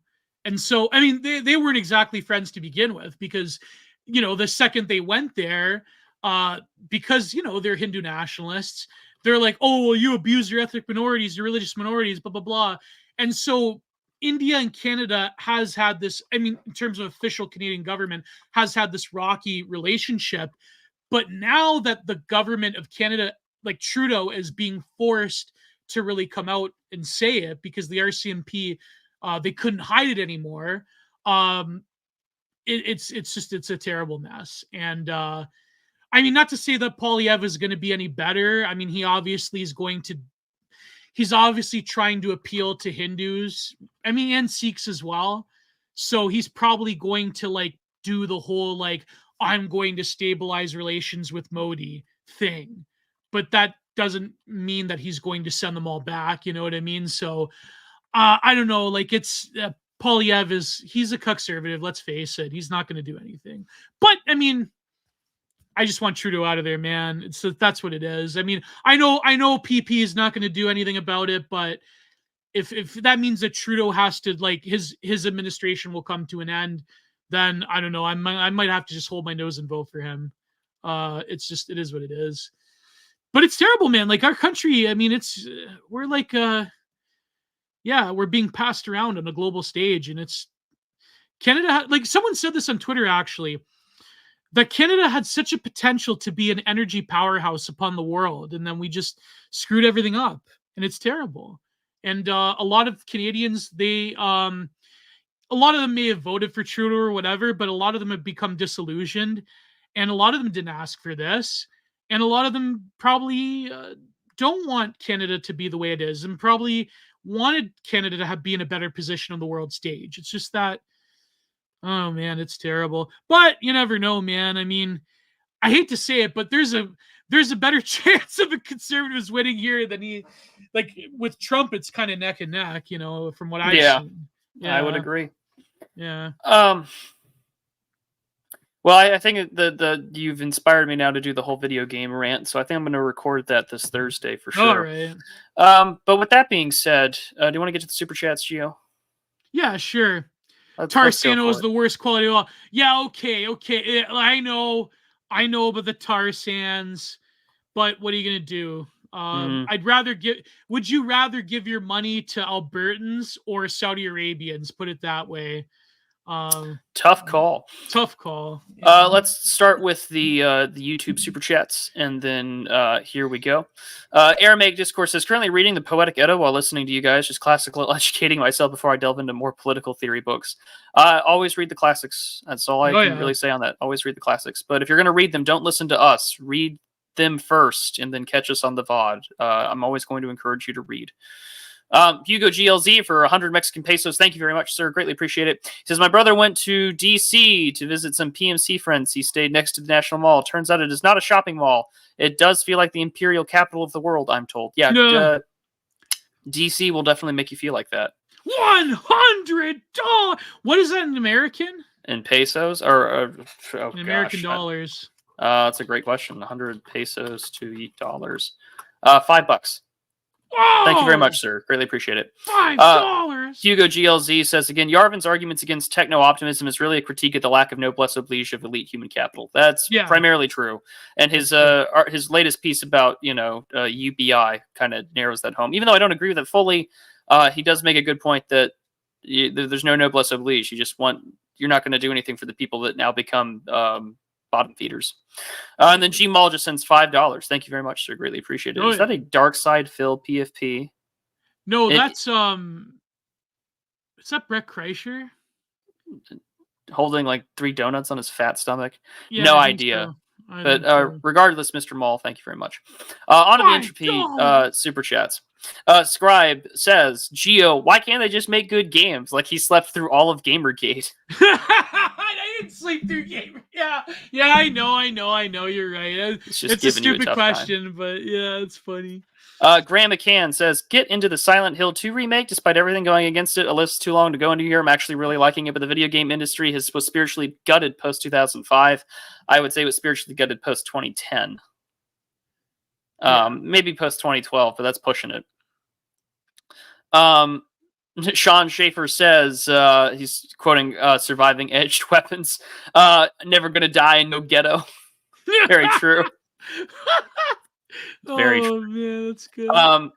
Distributist, this is from Pac-Man Respector, he sends $5, and he says, Dave the Distributist being force-fed certain question on a certain ethnic group after arguing with non-Zionism and King Crocoduck has been very entertaining. Give up or nitpick your side endlessly, and I'm sorry, my people don't recognize your right to exist. They are their own worst public relations, I swear. Yes. I heard the debate was pretty keyno, though, with that what was that guy's name? Non-Zionism. Who is he? A literal, I think some Jewish guy living in the West Bank. Oh, wow. But he's not a Zionist? I don't know. The debate itself was more or less... Eventually, the boiling point of his debate with Dave was like, you should be critiquing your own side because they don't have like the correct post-war narrative. And it was more or less him bitching about Martyr Maid and Tucker's interview about World War II than it was really anything else. And if you wanted any of your priors to be confirmed, that was a way to do it. And then King Crocoduck was just basically saying, the post-war narrative. I hate him too. The post-war narrative is essentially just like, well, the Germans lost a good chunk of their population, and now they're pro-Israel, so I guess they're being well behaved. And it's the most smarmy Jewish ethnocentrism that you just wish that you could. God.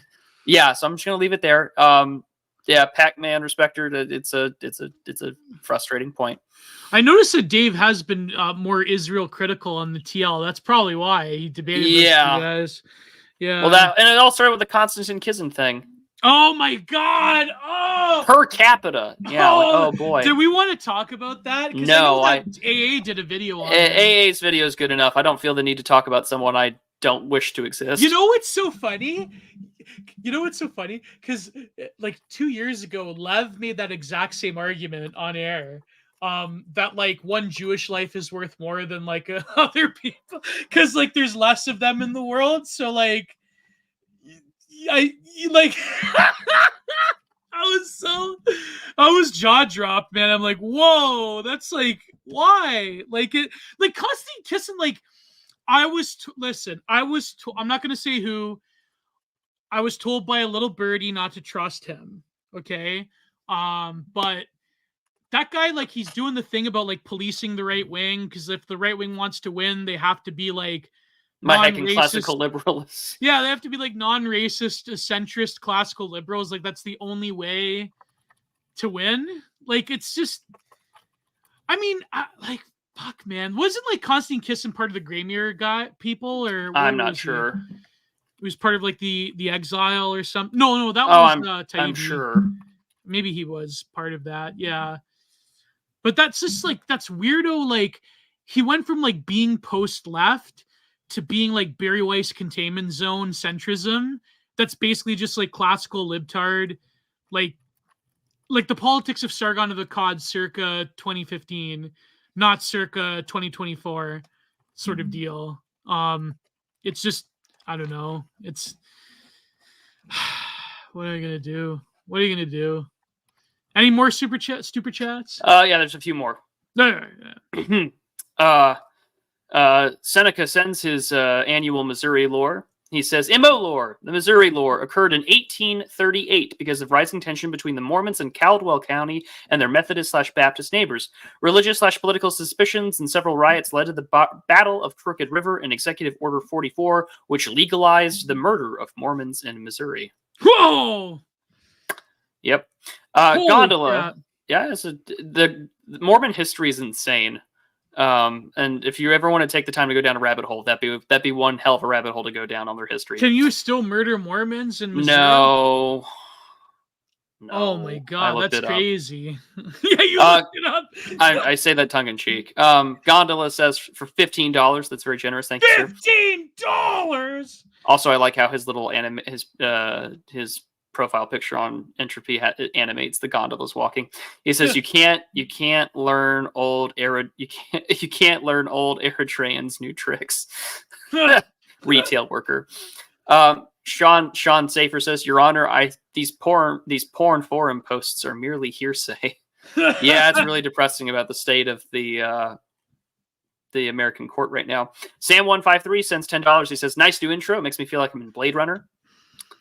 Owen Zaleski says, hello, gents. I hope you were well. I'm glad that you guys enjoyed Wildcat. Because it is spooky season, what is your favorite ghost story? Mine is The Ash Tree by M.R. James. And also, what was your favorite childhood Halloween costume? God bless you both. Whoa. I don't know if I have a favorite ghost story. Ghosts of Mars. I guess... I shouldn't... Yeah, I guess Ghosts of Mars. I guess Ichabod Crane from The Legend of Sleepy Hollow. I'm trying to think of probably one of my favorites. There was a few Canadian ghost stories near where I live that are pretty interesting, like in Niagara in the Lake. The one about there's like a bunch of them from Niagara in the Lake that usually center around 1812. They're pretty interesting ones. But in favorite Halloween costume, I don't know. I didn't do Halloween costumes for a particularly long time. And I mean, by the time I was like 14, I really didn't care for Halloween. I mean, for me, I'm not really big on Halloween as it is now, but I guess growing up or when I was like, passing out candy, I always like it when kids are in more cutesy costumes. Like like if you're like a pumpkin or if you're like a ghost or whatever, I guess I find that more endearing than I certainly would. Kid, like if you're a little kid, I certainly don't really, I don't know. Like I walk. I don't. There's not a spirit Halloween near me, thank God. But like when I'm in like the grocery store or I'm at like Target or the mall or whatever, like I'll notice like the costumes that are up for sale, and I'm just like, oh, all of it is almost all franchises. You know, it's all Yeah. fandom. It's all established IPs. It's nothing really original. Spider-Man and Superman. Yeah. So I like dressing up. Like I dressed up in camouflage. It was like a special forces type thing. I would do that. Yeah. I mean, I what else did I? My mom would remember it more than me. Yeah, that would be a question for my parents more than me. But I appreciate the super chat. Pac-Man's Respecter says, rest in peace, Big Lenny. The chocolate golem goes to the Dixie Highway in the sky. Del Rey Misfits were the OG fitness era guys that inspired me and many others to become freaky lifters. The era of gym culture will never return. Oh no, I heard about that. I was never big on my friend Serpent Mount was really big on the iFunny Jason Genova lore. But yeah, Big Lenny died, unfortunately. He died doing what he loved, which is blasting himself on Tren. And that's really tragic. RIP to Big Lenny. Some of that stuff, like some of the original stuff, like way back in the day, was quite funny though, like the whole crew they had there. And of course, Jason Genova is always hilarious. So it's just, RIP to Big Lenny. That's real internet lore right there. That's real, like, schizos going on the internet and the bodybuilding forums. And then I'll get to that one in just a second. Actually, I'll just get to that one now. Robert Weisenfeld since $9.99. Jay Shekelim. There you go. Oh, $9.99. Don't say that we're not a non-inclusive racist podcast. There you go. There you go. And then last but not least... No, but then, of course, like, we're being paid by the Talmudic Network. of course. Yeah, because he super chatted us once. It's over. It's over. Oh, Jeremy Carl, that's another link there. We're Claremont heads, I'm in the acknowledgments of his book. It's over. I've had dinner with him on an occasion. It's over. Prude's a secret Lakudnik, yeah. Oh, I better just go act myself now. But last but not least comes from our good friend Charlie Mackey. He says, "Good evening, gentlemen. 100 before, 100 during, and now, and 100 after. I'm just kidding. That was great analysis, Gio. God willing, literature discussion and NVIDIA nerd shit will be the domain of essentially the right wing. And the gay diversity shit will be gone for an age. One can only hope." Hope. So I think that my reviews for my Halo rant and my fucking Elite Dangerous rant will be coming out this month, along with the return of the Stalin's War series. Now that I've got some free time back on my hands. What's Elite Dangerous? No, not Elite Dangerous. Cruelty Squad. Oh, Cruelty Squad, yeah. Cruelty Squad. Oh, man. Yeah. Was there any questions we didn't cover? No, that was all the super chats, but I think we're good on that end. But anything else you got going on this week, Gio? Well, I'll try to get a core report. I'll try to get a content minded out, but we'll see what happens. I'm probably going to start reading the Bell Jar, but I know I have like movie reviews I have to do as well. So there's that one movie. I don't know if I can find it on Tubi. What was it called? Sexy Beast or Sexy Beast. Yeah, maybe if you could send that my way, then I could. Tell me the title or give me the year it came out, and I'll go look for it. But yeah, it's Sexy. What year did it come out? It came out in the